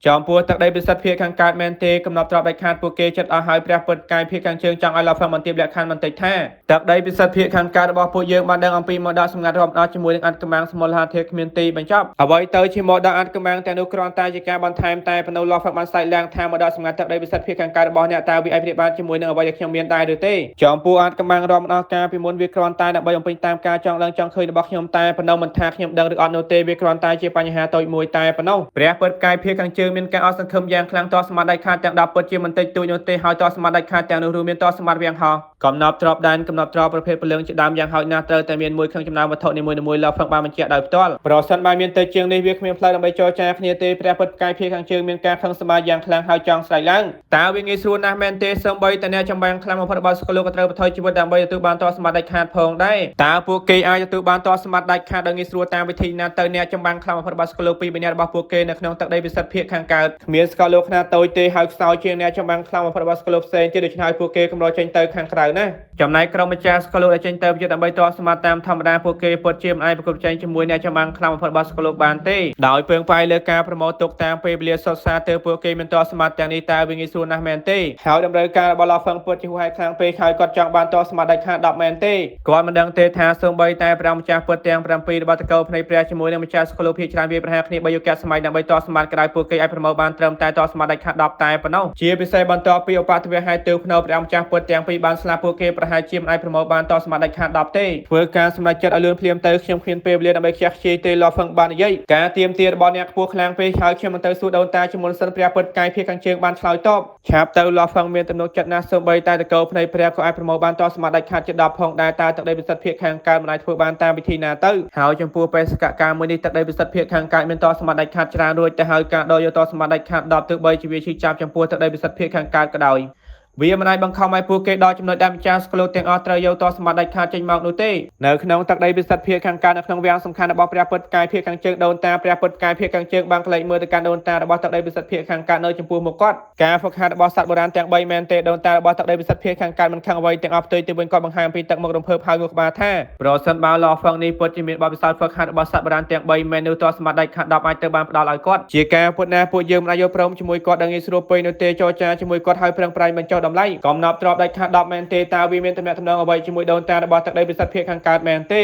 ទ្រព្យសម្បត្តិនៅក្នុងទឹកដីពិសិដ្ឋភាគខាងកើតទោះបីជាម្ចាស់ស្កលោកមួយចំនួនបានស្លាប់ហើយបាត់បង់ទ្រព្យសម្បត្តិមួយចំនួនក៏ដោយវានៅតែមិនប៉ះពាល់ដល់ដូនតារបស់ទឹកដីពិសិដ្ឋភាគខាងកើតទាល់តែសោះសម្រាប់គាត់បបិសោតហ្វឹកហាត់ពីសម័យបុរាណគឺមានតម្លៃបំផុតទោះយ៉ាងណាក្តីខ្ញុំត្រូវតែផ្ទៀងផ្ទាត់ភាពត្រឹមត្រូវរបស់មកដកការចងចាំគាត់ជាមុនសិនដូនតារបស់ទឹកដីពិសិដ្ឋភាគខាងកើតបន្តថាកុំឲ្យគាត់ប្រើប្រាស់មកដកការចងចាំคล้ายៗដើម្បីបោកប្រាស់ទ្រព្យសម្បត្តិដាច់ខាត10នោះច្បាស់ជាខ្លាចជារឿងកំប្លែងដ៏ធំមួយបេះដូងរបស់ព្រះពុទ្ធកាយភាគខាងជើងមានការឈឺចាំនៅពេលលើទ្រព្យសម្បត្តិដាច់ខាត10គ្រាន់តែគិតក៏ឈឺចិត្តផងដែរតើមានទ្រព្យសម្បត្តិដាច់ខាតប៉ុន្មានតើមានទ្រព្យសម្បត្តិដាច់ខាតប៉ុន្មាននៅក្នុងសមូលហេតុធាតុគ្មានទីបញ្ចប់មានសូម្បីតែ100មែនទេដើម្បីហ៊ានយកកំណត់ទ្រព្យដាច់ខាត10ចេញទៅជួញដូរប្រហែលជាមានតែដូនតារបស់ទឹកដីពិសិដ្ឋទាំងពីរតែប៉ុណ្ណោះនៅពីលើពួកគេគឺជាមហាសមុទ្រកំអែភ្នំភ្លើងគ្មានទីបញ្ចប់ហើយនៅខាងក្រោមពួកគេគឺជាវាលភក់ពណ៌ខ្មៅគ្មានទីបញ្ចប់តំបន់ភ្លើងតកមានគ្រោះថ្នាក់មួយនេះបានក្លាយទៅជាសមរភូមិយ៉ាងឆ្កួតបំផុតអ្នកចម្បាំងខ្លាំងបំផុតបានប្រើប្រាស់ទ្រព្យសម្បត្តិដាច់ខាតរបស់ពួកគេហើយប្រឹងប្រែងអស់ពីសមត្ថភាពដើម្បីបញ្ឈប់កប៉ាល់ស្ករទូកភ្នៅទោះយ៉ាងណាក៏ដោយទូកភ្នៅនៅតែបន្តហោះទៅមកក្នុងល្បឿនយ៉ាងលឿនអ្នកចម្បាំងខ្លាំងបំផុតរបស់ស្កលោកអាចឈានដល់ល្បឿនពលឺ100ដងបានយ៉ាងងាយស្រួលហើយព័ទ្ធជុំវិញទូកភ្នៅទោះយ៉ាងណាក៏ដោយកុំគិតអំពីការចាប់ទូកភ្នៅពួកគេមិនអាចសូម្បីតែបញ្ឈប់វាបានផងដែរប្រសិនបើពួកយើងមិនអាចបញ្ឈប់ទូកភ្នៅបានទេតើពួកយើងទាំង3នាក់នៅតែបន្តដេញតាមទូកភ្នៅមែនទេតើពួកយើងនឹងតាមទូកភ្នៅទៅកាន់កន្លែងណាក៏ដោយមែនទេមហាអំណាចផ្សេងមានការថប់បារម្ភហើយអស់សង្ឃឹមព្រះពុទ្ធកាយភាគខាងជើងបាននាំយកម្ចាស់ស្កលោក10នាក់មកជាមួយគាត់ហើយថែមទាំងបានរៀបចំឲ្យម្ចាស់ស្កលោកទាំង10នាក់វាយប្រហារជាមួយគ្នាទៀតផងមួយសន្ទុះក្រោយមកការវាយប្រហារមកពីខាងទឹកដីពិសិដ្ឋភាគខាងកើតពិតជាមានថាពោខ្លាំងណាស់ទោះយ៉ាងណាក៏ដោយព្រះពុទ្ធកាយភាគខាងជើងបានប្រើប្រាស់ទ្រព្យសម្បត្តិដែរដើម្បីប៉ះជាមួយទូកភ្នៅដើម្បីរក្សាការបញ្ជូនថាពលអមតៈរបស់គាត់មេដឹកនាំមីក្វែលហ្វឹងដូនតារបស់ពួកយើងបានឆ្លើយតបហើយព្រះពុទ្ធកាយភាគខាងជើងបាននិយាយឆ្លើយតបហើយមែនទេសម្លេងមួយត្រូវបានលើចេញពីកប៉ាល់សកលទូកភ្នៅព្រះពុទ្ធកាយភាគខាងជើងបានខំថ្មិញដោយកំហឹងគាត់រស់នៅច្រើនឆ្នាំមកហើយក៏មិនដែលបានឃើញអ្នកចម្បាំងណាមួយមានទ្រព្យសម្បត្តិដាច់ខាត10ទេសូម្បីតែដូនតារបស់ទឹកដីពិសិដ្ឋទាំងពីរមុនពេលពួកគេឆ្លងផុតវត្តនៃការចាប់ផ្ដេសសន្ធិឡើងវិញពួកគេគ្មានសូម្បីតែកំណត់ទ្រព្យដាច់ខាត10ផងដែរប៉ុន្តែបន្ទាប់ពីពួកគេបានឆ្លងផុតពួកគេបានក្លាយទៅជាវីរបុរសដ៏អស្ចារ្យបំផុតនៅក្នុងតកូលរបស់ពួកគេក៏បានគ្រប់គ្រងជោគវាសនាពូជសាសន៍ទាំងមូលផងដែរដូច្នេះហើយកំណត់ទ្រព្យទូទៅរបស់ពូជសាសន៍ពួកគេសូម្បីតែកំណត់ទ្រព្យពួកម្ចាស់ស្កលោកជាមួយអ្នកចម្បាំងខ្លាំងបំផុតនៅក្រោមការបញ្ជាទិញតែមួយមកពីដូនតារបស់ពួកគេតាមធម្មតាពួកគេនឹងប្រគល់កំណត់ទ្រព្យដាច់ខាតដោយការគោរពការបញ្ចេញមតិរបស់ព្រះពុទ្ធកាយភាគខាងជើងត្រូវបានបង្វែរនៅពេលគិតអំពីការបញ្ជាទិញរបស់ដូនតាទឹកដីពិសិដ្ឋភាគខាងកើតគាត់កាន់តែមានការចំណែនទី1គាត់បានទទួលមកដកមានតម្លៃបំផុតនៅក្នុងសមូលហេតុធាតុគ្មានទីបញ្ចប់ហើយនៅពេលនេះក៏គ្រាន់តែយកផ្នែកតូចមួយមកដោះដូរជាមួយទ្រព្យសម្បត្តិដាច់ខាត10តែប៉ុណ្ណោះដូនតារបស់ទឹកដីពិសិដ្ឋភាគខាងកើតពួកយើងបានយកព្រមផ្លាស់ប្ដូរចំពោះទ្រព្យសម្បត្តិដាច់ខាតព្រះពុទ្ធកាយភាគខាងជើងបានបញ្ជូនសម្លេងរបស់គាត់យល់ព្រមហើយមែនទេលោកផឹកបានក្រោកឈរឡើងពីកន្លែងអង្គុយភ្នែករបស់គាត់បានភ្លឺឡើងនៅពេលគាត់ដើរជុំវិញសាធារនេះពិតជាពេលវេលាសំខាន់មួយនេះពិតជាពេលវេលាសំខាន់បំផុតសម្រាប់ពុទ្ធសាសនាមនុស្សទាំងមូលបើសិនបើគេថាមកដល់របស់គាត់ជាមួយបទពិសោធន៍ហ្វឹកហាត់មកពីសម័យបុរាណធ្វើមានការផ្លាស់ប្ដូរជោគវាសនាពុទ្ធសាសនាមនុស្សទោះយ៉ាងណាក៏ដោយអ្នកចម្បាំងត្រូវការពេលយូរដើម្បីចិញ្ចឹមគ្មានអ្នកចម្បាំងណាដឹងថាតើពុទ្ធសាសនាមនុស្សត្រូវការពេលយូរប៉ុណ្ណាដើម្បីបង្កើតអ្នកចម្បាំងខ្លាំងបំផុតរបស់ស្កលោកនោះទេទោះយ៉ាងណាក៏ដោយកំណត់ទ្រព្យដាច់ខាតទាំងនេះអាចផ្លាស់ប្ដូរកម្លាំងនៃពុទ្ធសាសនាមនុស្សបានភ្លាមអ្វីដែលពុទ្ធសាសនាមនុស្សខ្វះខាតនៅពេលនេះគឺជាកំណត់ទ្រព្យដាច់ខាតប្រសិនបើកំណត់ទ្រព្យដាច់ខាតទាំង10បានមកដល់ដៃរបស់ពុទ្ធសាសនាមនុស្សនោះអត្ថភាពខ្លាំងបំផុតជាពិសេសអ្នកបង្កើតពុទ្ធធម៌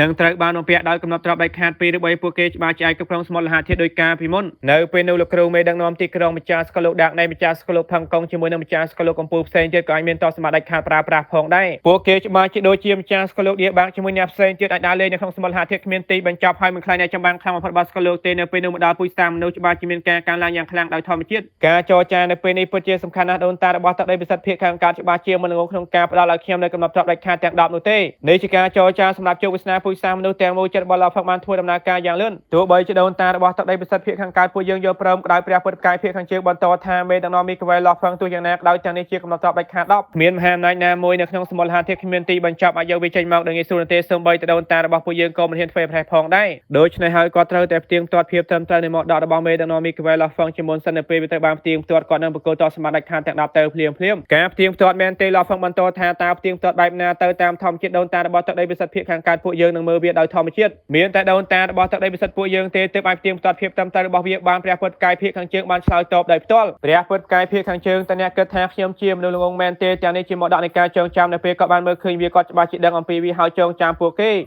ប្រសិនបើដូនតារបស់អ្នកមើលហើយមិនផ្ដល់ឲ្យខ្ញុំនៅទ្រព្យសម្បត្តិដាច់ខាតតើខ្ញុំគួរធ្វើបែបណាទៅលោកផឹងមានការខឹងសម្បាថា ហើយដើម្បីផ្ទៀងផ្ទាត់វាបានតាមពាក្យរបស់អ្នកបានឆ្លើយតបវាអាស្រ័យលើពាក្យរបស់ដូនតាទឹកដីពិសិដ្ឋភាពខាងកើតរបស់អ្នកទាំងស្រុងតែអ្នកគិតថាខ្ញុំល្ងងមែនទេអ្វីនៅតែចរចាបានព្រះពុទ្ធកាយភាពខាងជើងបន្តថាមិនថាអ្វីក៏ដោយពួកយើងត្រូវផ្ទៀងផ្ទាត់ភាពត្រឹមត្រូវជាមុនសិនប្រសិនបើមិនដូច្នេះទេប្រសិនបើតសម្បត្តិទាំង10ត្រូវបកគលឲ្យអ្នកហើយអ្នកមិនបកគលមកដាក់មកកាន់ទឹកដីពិសិដ្ឋភាពខាងកើតពួកយើងវិញតើពួកយើងគួរធ្វើបែបណាទៅមិនអីទេដោយសារតែពួកយើងទាំងអស់គ្នាមានការព្រួយបារម្ភខ្ញុំស្នើផែនការមួយប្រសិនបើអ្នកនៅតែមិនព្រមទេបំភ្លេចវាចោលទៅលាស់ហ្វឹងបានលើកឡើងដោយផ្ទាល់មេដឹកនាំមីក្វែលាស់ហ្វឹងសូមនិយាយនេះតាមការលើកឡើងរបស់ព្រះពុទ្ធកាយភាពខាងជើងលាស់ហ្វឹងបន្តយ៉ាងម៉ឺងម៉ាត់ថាផែនការនេះពិតជាសាមញ្ញណាស់ខ្ញុំមានបទពិសោធន៍ជាមួយនឹងមកដកសត្វបុរាណទាំង3ហើយពួកវានៅក្នុងថ្មការចងចាំ3ផែនការទី1គឺថាប្រកល់ឲ្យខ្ញុំនៅតស្មាតដាច់ខាត3ជាការសន្យាឲ្យខ្ញុំនឹងផ្ដល់អ្នកនៅថ្មការចងចាំ1ហើយឲ្យដូនតាទឹកដីពិសិដ្ឋភាពខាងកើតរបស់អ្នកមើលវានៅពេលគាត់បានមើលឃើញវាគាត់ច្បាស់ជាបានដឹងដោយធម្មជាតិថាតើវាពិតឬខ្លាំងខ្លាយទី2ប្រសិនបើអ្នកចង់បានថ្មការចងចាំបន្តអ្នកត្រូវប្រើប្រាស់តស្មាតដាច់ខាត4ផ្សេងទៀតដើម្បីធ្វើការផ្លាស់ប្ដូរហើយថ្មការចងចាំមួយចុងក្រោយអ្នកត្រូវប្រើប្រាស់កំណត់ទ្រព្យដាច់ខាត3ចុងក្រោយដើម្បីធ្វើការផ្លាស់ប្ដូរផងដែរនោះហើយជាផែនការប្រសិនបើអ្នកយល់ព្រមពួកយើងនៅតែអាចធ្វើការជួញដូរប្រសិនបើអ្នកមិនយល់ព្រមទេបំភ្លេចវាចោលទៅលាស់ហ្វឹងបានសង្កត់ធ្ងន់តើនេះមិនច្រើនពេកទេមែនទេដែលប្រើប្រាស់តស្មាតដាច់ខាត3ជាវត្ថុបញ្ចាំមេដឹកនាំមីក្វែលាស់ហ្វឹងប្រសិនបើថ្មការចងចាំនេះខ្លាំងខ្លាយតើកំណត់ទ្រព្យទាំង3មិនបាត់បង់ទៅទេមែនទេព្រះពុទ្ធកាយភាពខាងជើងបានឆ្លើយតបថានេះច្បាស់ជាមិនអាចទៅរួចទេអ្នកគួរតែសួរដូនតារបស់ទឹកដីពិសិដ្ឋភាពខាងកើតជាមុនសិនលាស់ហ្វឹងបានសោចឡើងថាខ្ញុំជឿថាតស្មាតទាំង3សម្រាប់ពូជសាសន៍ផ្សេងទៀតពិតជាធំធេងណាស់ទោះយ៉ាងណាក៏ដោយចំពោះទឹកដីពិសិដ្ឋភាពខាងកើតរបស់អ្នកវាគ្មានអ្វីសោកប្រសិនបើអ្នកមិនចង់បង់ថ្លៃតូចតាចបែបនេះទេកុំគិតអំពីថ្មការចងចាំអីព្រះពុទ្ធកាយភាពខាងជើងកំពុងចរចាជាមួយលាស់ហ្វឹងខណៈពេលគាត់កំពុងរាយការណ៍ទៅកាន់ដូនតារបស់ទឹកដីពិសិដ្ឋភាពខាងកើតការជួញដូរមួយនេះមានផលប៉ះពាល់យ៉ាងធំសូម្បីតែព្រះពុទ្ធកាយភាពខាងជើងក៏មិនអាចសម្រេចចិត្តបានផងដែរទោះយ៉ាងណាក៏ដោយដូនតារបស់ទឹកដីពិសិដ្ឋភាពខាងកើតក្នុងនាមជាអ្នកចម្បាំងខ្លាំងបំផុតនៅក្នុងសមូលហេតុគ្មានទីបញ្ចប់គាត់មិនងាយរងផលប៉ះពាល់ពីលាស់ហ្វឹងទេភ្លាមគាត់បានបញ្ជាទៅកាន់ព្រះពុទ្ធកាយភាពខាងជើងថាថ្មការចងចាំមាន3ហើយលើកទី1ប្រើប្រាស់តស្មាតដាច់ខាត1ដើម្បីដូរជាមួយនឹងថ្មការចងចាំមួយដើម្បីធ្វើការផ្ទៀងផ្ទាត់លើកទី2ប្រើប្រាស់តស្មាតដាច់ខាត5ហើយលើកទី3ប្រើប្រាស់តស្មាតដាច់ខាត4ដើម្បីធ្វើការដោះដូរពួកគេបានខំថ្មីនៅពេលចរចាដោយធ្វើពុតជាមានការតាំងចិត្តវិធីសាស្ត្រផ្សេងត្រូវបានប្រើប្រាស់ដើម្បីសាកល្បងចំណុចសំខាន់របស់គ្នាទៅវិញទៅមកហើយពួកគេបានឲ្យព្រះពុទ្ធកាយភាពខាងជើងជាអ្នកបញ្ជូនសារអាជីវកម្មលាស់ហ្វឹងជាមួយដូនតារបស់ទឹកដីពិសិដ្ឋភាពខាងកើតត្រូវបានដោះស្រាយទាំងស្រុងខ្លឹមសារគឺថាលើកទី1ប្រើប្រាស់តស្មាតដាច់ខាត2ជាវត្ថុបញ្ចាំហើយមួយក្នុងចំណោមនោះត្រូវតែជាតស្មាតវាំងហាដាច់ខាតមូលហេតុលាស់ហ្វឹងស្នើសុំបែបនេះដោយសារតែតំបន់គ្រោះថ្នាក់ធំទាំង3នៅក្នុងសមូលហេតុគ្មានទីបញ្ចប់កំណត់ទ្រព្យវាំងហាដាច់ខាតមានតម្រូវការបន្តបំផុតហើយវត្ថុទាំងនោះក៏មានតម្លៃខ្លាំងផងដែរលើកទី2ប្រើប្រាស់កំណត់ទ្រព្យដាច់ខាត4ដើម្បីបដូរយកថ្មការចងចាំមួយលើកទី3ប្រើប្រាស់កំណត់ទ្រព្យដាច់ខាត4ដើម្បីបដូរយកថ្មការចងចាំលើកចុងក្រោយទីតាំងធ្វើអាជីវកម្មសមូលហេតុគ្មានទីបញ្ចប់លេខ00921នៅក្នុងស្កលលោកខ្នាតតូចបែកបាក់មួយពេលវេលាជួញដូរនៅពេលលាស់ហ្វឹងត្រឡប់ទៅកាន់ស្កលលោកបឋមវិញដោយជោគជ័យខ្ញុំនឹងប្រាប់គាត់នៅក្នុងទូកភ្នៅលាស់ហ្វឹងទប់សំណាញ់បានតបស្មាតដាច់ខាត2មែនទេជាមួយនឹងកំណត់ទ្រព្យដាច់ខាតទាំង2ជាពិសេសអ្នកបង្កើតវិថៅធំក៏មានវិថៅយ៉ាត់អស្ចារ្យរួចទៅហើយបូករួមជាមួយនឹងកំណត់ទ្រព្យវាំងដាច់ខាតទីនោះគាត់ពិតជាមិនអាចយកឈ្នះបានទាំងស្រុងនៅក្នុងសមូលហេតុគ្មានទីបញ្ចប់លាស់ហ្វឹងពេញចិត្តខ្លាំងណាស់ទោះបីជាអ្នកបង្កើតវិថៅធំនៅពេលនេះខ្លាំងក្តៅគាត់នៅតែមិនទាន់អាចយកឈ្នះបានទាំងស្រុងនៅក្នុងសមូលហេតុគ្មានទីបញ្ចប់ដោយសារតែវិថៅព្រះពណ៌ខ្មៅជាកំណត់ទ្រព្យប្រភេទវាយប្រហារវាមិនតាំងខ្លាំងគ្រប់គ្រាន់ដើម្បីការពារនៅឡើយទេនេះក៏ជាមូលហេតុទោះបីជាអ្នកបង្កើតវិថៅធំខ្លាំងយ៉ាងណាក្តៅគាត់នៅតែរក្សាទំនងទាបដូចដើមទោះយ៉ាងណាក៏ដោយវាពិតជាចម្លែកណាស់នៅក្នុងសមូលហេតុធាតុទាំងមូលអ្នកដែលមើលឃើញព័ត៌មានកាន់តែស៊ីជម្រៅរបស់ថ្មការចងចាំមានតែដូនតារបស់ទឹកដីពិសិដ្ឋទាំងពីរតែប៉ុណ្ណោះលាស់ហ្វឹងមានការចង់ដឹងចង់ឃើញថាដូនតារបស់ទឹកដីពិសិដ្ឋភាគខាងកើតកំពុងស្វែងរកខ្ញុំប៉ុន្តែហេតុអ្វីបានជាដូនតារបស់ទឹកដីពិសិដ្ឋព្រះច័ន្ទពណ៌ស្វាយគ្មានប្រតិកម្មអ្វីទាំងអស់មែនទេនៅពេលដូនតារបស់ទឹកដីពិសិដ្ឋព្រះច័ន្ទពណ៌ស្វាយដឹងថាគាត់ចាប់ខ្ញុំមិនបានតែគាត់មិនគិតអំពីការជួយដូរជាមួយខ្ញុំទេមែនទេលាស់ហ្វឹងបានទេទោះយ៉ាងណាក៏ដោយលាស់ហ្វឹងបានដឹងតិចតួចណាស់អំពីដូនតារបស់ទឹកដីពិសិដ្ឋទាំងពីរសរុបមកតែមានអ្នកចម្បាំងមួយណាដឹងថាមានការចាប់បដិសន្ធិឡើងវិញប៉ុន្មានបានកន្លងផុតទៅហើយប៉ុន្តែមានតែដូនតារបស់ទឹកដីពិសិដ្ឋទាំងពីរតែប៉ុណ្ណោះដែលទទួលបានជោគជ័យការជួបជាមួយដូនតារបស់ទឹកដីពិសិដ្ឋទាំងពីរពិតជាអស្ចារ្យណាស់ចាប់តាំងពីដូនតារបស់ទឹកដីពិសិដ្ឋភាគខាងកើតបានបញ្ជូនខ្លួនឯងមកលាស់ហ្វឹងតាមធម្មតាច្បាស់ជាមិនទប់ចិត្តឲ្យធ្វើស៊ីគាត់ឲ្យកាន់តែល្អទោះយ៉ាងណាក៏ដោយដូនតារបស់ទឹកដីពិសិដ្ឋព្រះច័ន្ទពណ៌ស្វាយគ្មានប្រតិកម្មអ្វីឡើយលាស់ហ្វឹងមិនហ៊ានធ្វើវាដោយកំហឹងនោះទេមិនថាមានរឿងអ្វីទេខ្ញុំត្រូវដោះស្រាយកិច្ចព្រមព្រៀងជាមួយដូនតារបស់ទឹកដីពិសិដ្ឋភាគខាងកើតជាមុនសិនហើយទៅបានតស្មាតដាច់ខាតទាំងពីរជាមុនសិនលាស់ហ្វឹងបានគិតអ្នកបង្កើតវិថៅធំបានចំណាយពេលយូរណាស់ដើម្បីទទួលបានវិថៅយក្សពណ៌ខ្មៅមួយមនុស្សម្នាក់ឲ្យស្មៃមើលថាតើវាលំបាកខ្លាំងប៉ុណ្ណាដើម្បីទទួលបានតស្មាតដាច់ខាតមួយគ្រាន់តែពំកាយតែមិនអាចដំណើរការទទួលស្គាល់ម្ចាស់គឺចិត្តស្លាប់រួចទៅហើយចំពោះស្លាបពណ៌សគាត់ពឹងផ្អែកទាំងសងលើការតាក់ទាញឲ្យស្លាប់សម្រាប់យូអ៊ីដើម្បីស្វែងរកវាចំពោះដាវស្មៅឈាមតាមពិតដាវស្មៅឈាមគ្រាន់តែជាអំប្រយោគដាវមួយតែប៉ុណ្ណោះវាគ្មានបច្ចេកទេសអ្វីទាល់តែសោះហើយគ្រាន់តែរួមបញ្ចូលបច្ចេកទេសដាវរបស់អ្នកចម្បាំងខ្លាំងបំផុតហៅថាការចាប់កំណើតឡើងវិញទៅក្នុងដាវស្មៅឈាមទោះបីជាវាគ្រាន់តែជាអំប្រយោគដាវក៏ដោយប៉ុន្តែវាខ្លាំងជាងកំណត់ ប់ទ្របដាច់ខាតទាំងស្រុង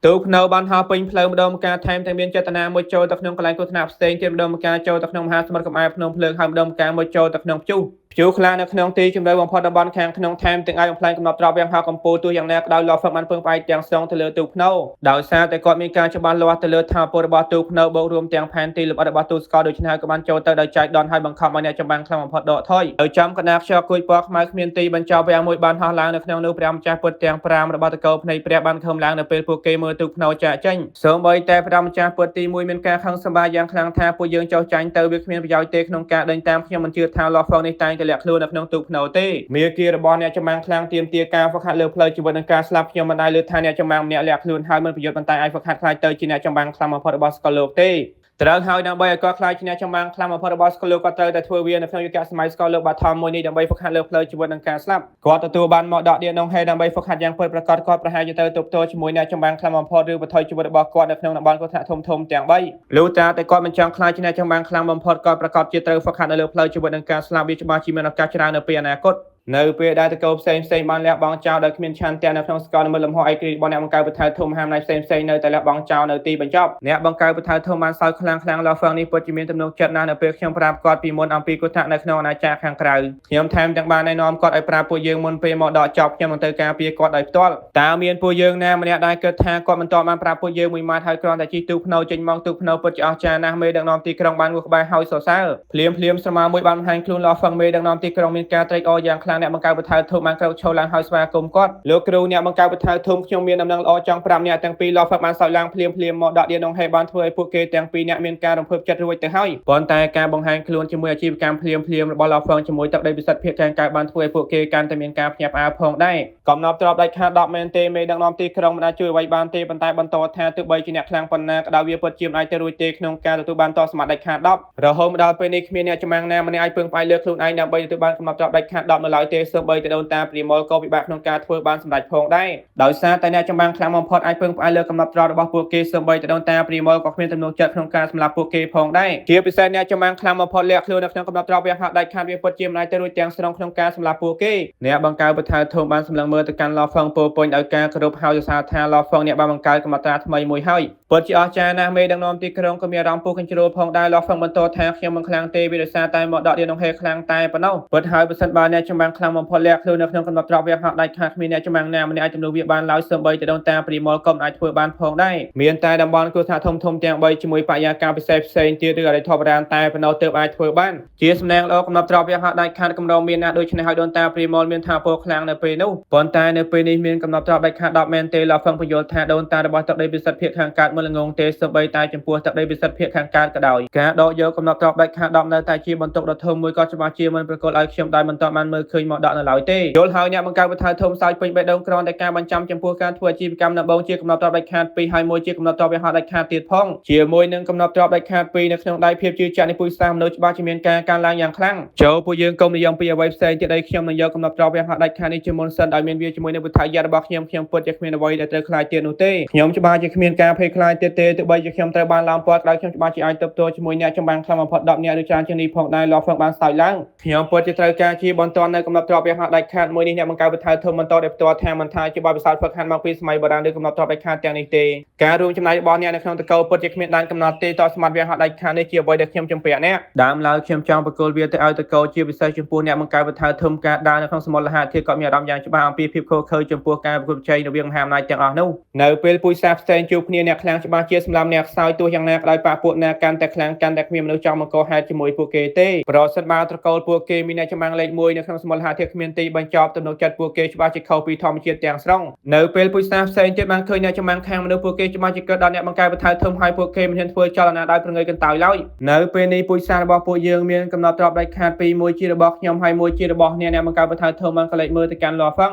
អត់ទេមួយទៀតជារបស់លោកគ្រូលោកហ្វឹងបានសម្លឹងមើលទៅកាន់មេដឹកនាំទីក្រុងខ្ញុំមែនទេមេដឹកនាំទីក្រុងមានការស្លាំងកាំងបន្តិច ពូថៅធំជាបង្គោលគ្រឿងនៃពូជសាសន៍មនុស្សផ្ដល់ឲ្យគាត់នៅកំណត់ត្រាប់ដាច់ខាតជាអត្ថប្រយោជន៍ធំបំផុតសម្រាប់ពូជសាសន៍មនុស្សទាំងមូលហើយការរួមចំណែករបស់ពូថៅធំចំពោះពូជសាសន៍មនុស្សពិតជាធំធេងណាស់ដូច្នេះហើយពួកគេអាចយល់បានដោយធម្មជាតិហើយការចូលរួមចំណែករបស់លោកហ្វឹងមានចំនួនច្រើនប្រហាក់ប្រហែលគ្នាកាន់តែពិសេសកំណត់ត្រាប់ដាច់ខាតទទួលបានដោយគាត់ផ្ទាល់ហើយគាត់ទទួលបានមកដកទន្លេឌៀនដងហែអនាគតរបស់គាត់គ្មានដែនកំណត់ទេដូច្នេះផ្ដល់ឲ្យគាត់មួយគ្មានពួកគេណាម្នាក់ជំទាស់ទេប៉ុន្តែចំពោះមេដឹកនាំទីក្រុងមែនទេលោកហ្វឹងយកវាទៅមេដឹកនាំទីក្រុងបានសង្កត់ធ្ងន់ថានេះជាកំណត់ត្រាប់ដាច់ខាតត្រូវហើយយកវាទៅបថៅធំក៏បានសង្កត់ធ្ងន់ផងដែរថាពួកយើងមិនអាចតែងតែធ្វើឲ្យអ្នកបងប្រាក់ហើយមិនទទួលបានអ្វីទាំងអស់ទេលោកគ្រូខ្ញុំទទួលបានមកដកទន្លេអូឌៀនដងហេតាអ្នកគិតថាឌៀនដងហេមិនរៀបចំអាវុធសម្រាប់អ្នកស្នងមកដកទេមែនទេលោកហ្វឹងបានសើចចំអកនៅពេលពាក្យទាំងនេះត្រូវបាននិយាយអ្នកបង្កើតបថៅធំជាមួយមេដឹកនាំទីក្រុងបានសម្លឹងមើលគ្នាទៅវិញទៅមកថាទៅហើយពាក្យទាំងនេះពិតជាមានន័យណាស់ឌៀនដងហេពិតជាមានការខ្ពស់ក្នុងការរៀបចំអាវុធសម្រាប់អ្នកស្នងមកដកឲ្យថាពុតរបស់អាវុធច្បាស់ជាមិនទៀបទេតើវាជាកំណត់ត្រាប់ដាច់ខាតមែនទេអ្នកបង្កើតបថៅធំបានសួរដោយរំភើបលោកហ្វឹងបានងក់ក្បាលរបស់គាត់ភ្លាមការចាត់ថ្នាក់អាវុធនៅក្នុងសមូលហត្ថភាពគ្មានទីបញ្ចប់ពិតជាច្បាស់លាស់ណាស់កំណត់ត្រាប់ណាមានការឆ្លាតបច្ចេកទេសអាចឈានដល់កម្រិតអ្នកចម្បាំងខ្លាំងបំផុតឬខ្ពស់ជាងនេះពួកគេទាំងអស់ត្រូវបានចាត់ទុកថាជាកំណត់ត្រាប់ដាច់ខាតកំណត់ត្រាប់ដាច់ខាតជាចំណាត់ថ្នាក់ខ្ពស់បំផុតនៅក្នុងសមូលហត្ថភាពគ្មានទីបញ្ចប់ដោយសារសូម្បីតែអ្នកចម្បាំងខ្លាំងបំផុតរបស់ស្គលក៏ដោយកលំបាកក្នុងការបញ្ចេញថាពលពេញលេញរបស់ពួកគេផងដែរដូច្នេះហើយអង្គព្រាយងដើរស្លាប់សម្រាប់យូអ៊ីជាដើមនៅក្នុងសមូលហត្ថភាពគ្មានទីបញ្ចប់ត្រូវបានគេចាត់ថ្នាក់ថាជាកំណត់ត្រាប់ដាច់ខាតនេះនៅតែមិនអីទេមេដឹកនាំទីក្រុងបានគីក្បាលថាឱកាសនេះកម្រនឹងមកដល់ណាបើសិនបើអ្នកមានកំណត់ត្រាប់ដាច់ខាតពីកាន់តែល្អមែនទេវាពិតជាមានសុវត្ថិភាពជាងនៅពេលអ្នកទទួលបានមកដល់ខ្ញុំជឿថាការខ្លាចជាអ្នកចម្បាំងខ្លាំងបំផុតច្បាស់ជាគ្មានបញ្ហាទេវាគ្រាន់តែជាបញ្ហានៃពេលវេលាតែប៉ុណ្ណោះលោកគ្រូកំណត់ត្រាប់ដាច់ខាតនេះនឹងខ្លាចទៅជារបស់ខ្ញុំបន្តមកខ្ញុំនឹងបកគលវាទៅឲ្យលោកគ្រូលោកហ្វឹងបានសោយឡើងភ្លាមមេដឹកនាំទីក្រុងមានការស្លាំងកាំងទាំងស្រុងបន្ទាប់មករឿងនេះត្រូវបានដោះស្រាយហើយលោកហ្វឹងក្រោកឈរឡើងខ្ញុំនៅតែត្រូវចាយចេញពីទូស្កលវានឹងចំណាយពេលជិត 1000 ឆ្នាំផងដែរគ្មានការប្រញាប់ប្រញាល់ទេភ្លាមលោកហ្វឹងបានបាត់ខ្លួនមេដឹកនាំទីក្រុងជាមួយអ្នកបង្កើតបថៅធំបានផ្លាស់ប្ដូរការសម្លឹងមើលគ្នាទៅវិញទៅមកឆាប់មើលទៅអ្នកបង្កើតបថៅធំបន្តថានៅពេលនោះអ្នកណាគេដែលមានការព្រួយបារម្ភថាលោកហ្វឹងមានការកើនឡើងលឿនខ្លាំងពេកដូចជាម្ចាស់ស្កលលោកអណ្ដាតភ្លើងច្បាស់ជាខ្លាចជាមនុស្សអាត្មានិយមខ្លាំងណាស់អ្នកចម្បាំងណាម្នាក់មានភាពអាត្មានិយមខ្លាំងពេកហើយមានទេពកោសល្យបំផុតច្បាស់ជាបង្កគ្រោះថ្នាក់ដល់ពូជសាសន៍ទាំងមូលទោះយ៉ាងណាក៏ដោយតាមពិតគឺថាលោកហ្វឹងពិតជាមិនគួរជឿខ្លាំងពេកហើយខ្លាំងជាម្ចាស់ស្កលលោកអណ្ដាតភ្លើងទាំងស្រុងការជួបពិសេសរបស់គាត់កាន់តែអត់កម្បាំងខ្លាំងឡើងប៉ុន្តែប្រសិនបើប្រៀបធៀបទៅនឹងម្ចាស់ស្កលលោកភាគច្រើននៃពូជសាសន៍មនុស្សពួកយើងក៏ល្អជាងគេមេដឹកនាំទីក្រុងបានងក់ក្បាលរបស់គាត់អ្នកខ្លាំងនឹងចាត់ទុកខ្លួនឯងថានេះជារឿងធម្មតាណាស់ទោះយ៉ាងណាក៏ដោយជំរឿនដែលបានធ្វើឡើងនៅពេលសំខាន់ពិតជាអាចបញ្យល់អំពីបញ្ហាមួយចំនួនលោកហ្វឹងពិតជាបានសម្រេចចិត្តបកគលកំណត់ត្រាប់ដាច់ខាតទី2ដល់មេដឹកនាំទីក្រុងនេះពិតជាបានធ្វើឲ្យមេដឹកនាំទីក្រុងមានការរំភើបចិត្តយ៉ាងខ្លាំងទូភ្នៅបានបង្រួមទំហំប៉ុនក្របភ្លីរួចទៅហើយនៅក្នុងទូស្កលដ៏ធំមួយនេះវាកំពុងតែឆ្លងកាត់តំបន់គ្រោះថ្នាក់ធ្វើដំណើរទៅកាន់អាណាចក្រខាងក្រៅដោយធម្មជាតិនៅពេលទូភ្នៅចូលទៅកាន់តំបន់ Teleport វានៅតែបញ្ជូនបានចម្ងាយឆ្ងាយហើយផ្ញើទៅខាងក្រៅជានិច្ចទោះយ៉ាងណាក៏ដោយវានៅតែប្រហែលជាចំណាយពេលជិត 1000 ឆ្នាំមុនពេលវាអាចចាកចេញពីទូស្កលបានផងដែរលោកគ្រូមេដឹកនាំទីក្រុងពិតជាមានចិត្តល្អណាស់ចំពោះខ្ញុំហើយនៅពេលខ្ញុំចាកចេញពីទូស្កលខ្ញុំច្បាស់ជាអាចទទួលបានស្លាបពណ៌សនោះយ៉ាងលឿនមូលហេតុដែលខ្ញុំទទួលបានស្លាបពណ៌សនេះតាមពិតទៅដោយសារតែស្លាបសម្រាប់យូអ៊ីដែលលោកគ្រូមេដឹកនាំទីក្រុងបានផ្ដល់ឲ្យខ្ញុំនៅពេលនោះគ្រាន់តែរឿងតែប៉ុណ្ណឹងខ្ញុំត្រូវផ្ដល់ឲ្យគាត់នៅកំណត់ត្រាប់ដាច់ខាតមួយលោកហ្វឹងបានគិតស្លាបសម្រាប់យូអ៊ីមាន6គូហើយវាជាកំណត់ត្រាប់មេកានិកកាន់តែពិសេសបន្តពីឆ្លងកាត់ការបំលែងថាមពលការវាប្រហារដែលបញ្ចេញមកពិតជាមានថាមពលខ្លាំងបំផុតកំណត់ត្រាប់មេកានិកតាមធម្មតាធ្វើឲ្យអ្នកចម្បាំងអាចប្រយុទ្ធជាមួយអ្នកចម្បាំងមានកម្លាំងខ្លាំងជាងពួកគេដូច្នេះហើយវាត្រូវបានប្រើប្រាស់ច្រើនបំផុតនៅក្នុងអរិយធម៌បុរាណស្ទើរតែស្មើជាមួយនឹងការប្រើប្រាស់កំណត់ត្រាប់វាប្រហារយ៉ាងជិតស្និទ្ធទោះយ៉ាងណាក៏ដោយអ្នកចម្បាំងចិត្តឈានដល់ចំណុចកំពូលវាកាន់តែលំបាកក្នុងការឈានទៅមុខនៅក្នុងការប្រើប្រាស់កំណត់ត្រាប់មេកានិកព្រោះនៅពេលចិត្តឈានដល់ចំណុចកំពូលតម្រូវការចំពោះកំណត់ត្រាប់មេកានិកកាន់តែតឹងរ៉ឹងកំគិតអំពីការបង្កើតកំណត់ត្រាប់មេកានិកលើសពីកម្លាំងខ្លួនឯងសូម្បីតែការបង្កើតកំណត់ត្រាប់មេកានិកមានកម្លាំងស្មើជាមួយនឹងខ្លួនឯងក៏ពិបាកខ្លាំងណាស់ផងដែរជាការពិតណាស់នៅក្នុងអរិយធម៌បុរាណកម្រិតបច្ចុប្បន្នរបស់លោកហ្វឹងត្រូវបានចាត់ទុកថាជារឿងធម្មតាខ្លាំងណាស់ដូច្នេះហើយស្លាបសម្រាប់យូអ៊ីពិតជាមានប្រយោជន៍ខ្លាំងណាស់ចំពោះគាត់ជាអកុសលរួមទាំងស្លាបពណ៌សខ្ញុំទើបតែមាន3គូតែប៉ុណ្ណោះលោកហ្វឹងបានគិតថាតើ3គូទៀតនៅឯណាទៅច្រើនឆ្នាំមុននេះស្លាបសម្រាប់យូអ៊ីបានបែកបាក់គ្នាស្លាបពណ៌សត្រូវបានរងការខូចខាតយ៉ាងខ្លាំងហើយ5គូផ្សេងទៀតក៏បានរងការខូចខាតយ៉ាងធ្ងន់ធ្ងរផងដែរថាពលរបស់ពួកគេត្រូវបានកាត់បន្ថយយ៉ាងខ្លាំងស្លាបគូទី1មានថាពលត្រឹមតែកំណត់ត្រាប់ធម្មតាតែប៉ុណ្ណោះបើសិនបើម្ចាស់ស្កលឬអ្នកចម្បាំងខ្លាំងបំផុតរបស់ស្កលទទួលបានវាតាមធម្មតាពួកគេគ្រាន់តែបោះវាចូលទៅក្នុងឃ្លាំងទ័ពសម្បត្តិឬបកគលវាទៅឲ្យមេទ័ពស្កលតែប៉ុណ្ណោះលោកហ្វឹងបានគិតដូចជាមេដឹកនាំទីក្រុងផងដែរក៏បានបោះវាទៅឲ្យលោកហ្វឹងស្លាបគូទី2បានមកពីមេទ័ពស្កលធានហួរប្រសិនបើស្លាបគូផ្សេងទៀតត្រូវបានគេបោះចោលទៅក្នុងឃ្លាំងទ័ពសម្បត្តិឬនៅលើមេទ័ពស្កលតូចមួយ ជាមួយលហ្វឹងពុតជាគ្មានផ្លូវផ្សេងទេវាទាំងអស់ស្ដាយលើសំណាងទាំងស្រុងលហ្វឹងបាននិយាយស្លាប់ទាំង6គូស្លាពណ៌សគឺមុតស៊ុយបំផុតហើយខ្លាំងបំផុតក៏ជាផ្នែកសំខាន់បំផុតផងដែរទោះបីជាខ្ញុំមិនតបានរកឃើញស្លាប់3គូផ្សេងទៀតក៏ដោយវានៅតែមិនអីទេលហ្វឹងលួងចាត់ខ្លួនឯងហើយការចាក់ចេញពីទូស្កលត្រូវចំណាយពេលជិត1000ឆ្នាំលហ្វឹងចាប់ផ្ដើមបន្តការសិក្សាសិល្បៈសម្ងាត់ដាច់ខាតការបំផ្លាញជាមួយសិល្បៈសម្ងាត់ដាច់ខាតការភាគខាងកើតទោះបីជាមានការបង្កើនល្បឿនលំហូរពេលវេលាដើរលឿនជាងធម្មតា10,000ដងក៏ដោយរហូតមកដល់ពេលនេះក៏ទើបតែយកកម្រិតទី1របស់សិល្បៈសម្ងាត់ដាច់ខាតការភាគខាងកើតជាមួយសិល្បៈសម្ងាត់ដាច់ខាតការបំផ្លាញតែប៉ុណ្ណោះសិល្បៈសម្ងាត់ដាច់ខាតទាំងពីរនេះពិតជាលំបាកក្នុងការហ្វឹកហាត់ខ្លាំងណាស់លហ្វឹងគ្រាន់តែដឹងអំពីកម្រិតទី1តែប៉ុណ្ណោះប៉ុន្តែក៏មិនទាន់យល់អំពីអត្ថកម្បាំងរបស់វានៅឡើយទេក្នុងមួយរំពេចភ្នែកជិត1000ឆ្នាំបានកន្លងផុតទៅហើយនៅក្នុងទូស្កលនៅក្នុងប្រហោងមួយពំផ្កាយពណ៌ក្រហមជាបានភ្លឺឡើងហើយបាត់ខ្លួនបន្ទាប់ពីការ teleport សិនពីបេះដូងវាក៏បានបញ្ញាបញ្ញាចូលទៅក្នុងលំហូរថាពោចបោកច្បល់គ្មានទីបញ្ចប់ទីបំផុតខ្ញុំបានចាក់ចេញពីទូស្កលហើយការធ្វើដំណើរនេះបានចំណាយពេលយូរណាស់នៅក្នុងពំផ្កាយពណ៌ក្រហមជាលហ្វឹងបានសោកយ៉ាងសប្បាយចិត្តតាំងពីគាត់បានបង្ក្រាបអ្នកចម្បាំងខ្លាំងបំផុតរបស់ស្កលបន្ទាប់ពីគាត់បានហោះជាង100ឆ្នាំមកក៏បានបដូរពីទូភ្នៅទៅជាពំផ្កាយពណ៌ក្រហមឈាម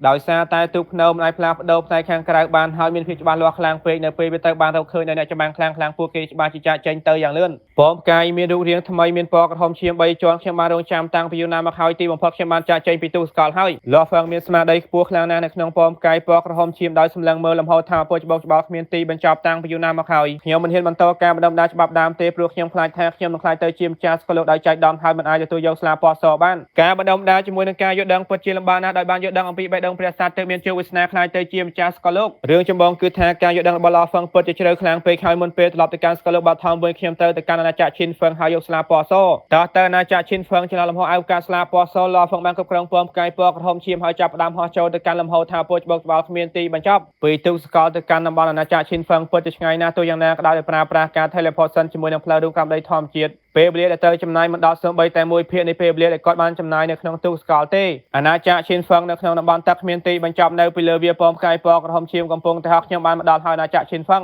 សារចម្លែកស្នៃមាសលហ្វឹងបានសម្លឹងមើលទៅខាងក្រោមពីក្នុងពំផ្កាយពណ៌ក្រហមឈាមវាគឺរាប់ម៉ឺនឆ្នាំហើយចាប់តាំងពីខ្ញុំមកកាន់ទីនេះជាលើកចុងក្រោយត្រឹមតែរាប់ម៉ឺនឆ្នាំស្លាពណ៌សនេះប្រហែលជាមិនទាន់រកឃើញម្ចាស់ថ្មីនៅឡើយទេស្លាបសម្រាប់យីរបស់គាត់គឺមានវិញ្ញាណរួចទៅហើយស្លាពណ៌សក៏មានវិញ្ញាណផងដែរបើមិនបើពួកគេទាំងពីរត្រូវបានរួមបញ្ចូលគ្នា UE ជាមួយនឹងវិញ្ញាណស្លាពណ៌សអាចនៅបានតែមួយតែប៉ុណ្ណោះហើយដោយមានការយល់ព្រមពីលហ្វឹងដោយគ្មានការសង្ស័យ UE ច្បាស់ជានៅមានជីវិតហើយដូច្នេះហើយនៅពេលលហ្វឹងចាក់ចេញជាលើកចុងក្រោយវិញ្ញាណស្លាពណ៌សបានចូលទៅក្នុងភាពច្បោកច្បល់ហើយស្វែងរកម្ចាស់ថ្មីអ្នកណាដឹងថាប៉ុន្មានសម័យកាលហើយវានៅតែរកមិនឃើញម្ចាស់ថ្មីហើយនេះទើបតែរាប់ម៉ឺនឆ្នាំតែប៉ុណ្ណោះខ្ញុំមិនជឿថាសាច់នៅក្នុងមាត់របស់ខ្ញុំនៅតែហើរចេញទៅបានទេលហ្វឹងបានសោយឡើងភ្លាមពំផ្កាយពណ៌ក្រហមឈាមបានចូលទៅកាន់តំបន់ទឹកនៅក្នុងតំបន់ទឹកពំផ្កាយពណ៌ក្រហមឈាមនៅតែបន្ត teleport សិនទៅមុខកើតត្រឡប់ទៅវិញនៅពេលគាត់មកកាន់ទីនេះដំបូងគាត់មានការប្រុងប្រយ័ត្នខ្លាំងណាស់ទោះយ៉ាងណាក៏ដោយនៅពេលនេះគាត់មានតបសម្បត្តិដាច់ខាតលហ្វឹងបាន teleport ទៅកាន់រូងភ្នំជ្រៅដោយឆ្លងកាត់អេក្រង់ពលឺ9ជាន់ពំផ្កាយពណ៌ក្រហមឈាមបានចូលទៅក្នុងលំហស្លាពណ៌សភ្ជុះដែលគ្មានទីបញ្ចប់បានពីលោកលំហអវកាសទាំងមូលពំផ្កាយពណ៌ក្រហមឈាមទំហំប៉ុនធូលីបានហោះយ៉ាងលឿនឆ្ពោះទៅកាន់ស្លាពលឺកំពុងតែភ្លឺចែងចាំងបន្ទាប់ពីចំណាយពេលជិត1ខែទីបំផុតក៏បានចូលទៅដល់ច្រកចូលរូងភ្នំពំផ្កាយពណ៌ក្រហមឈាមបានទៅដល់ស្លាពលឺហើយ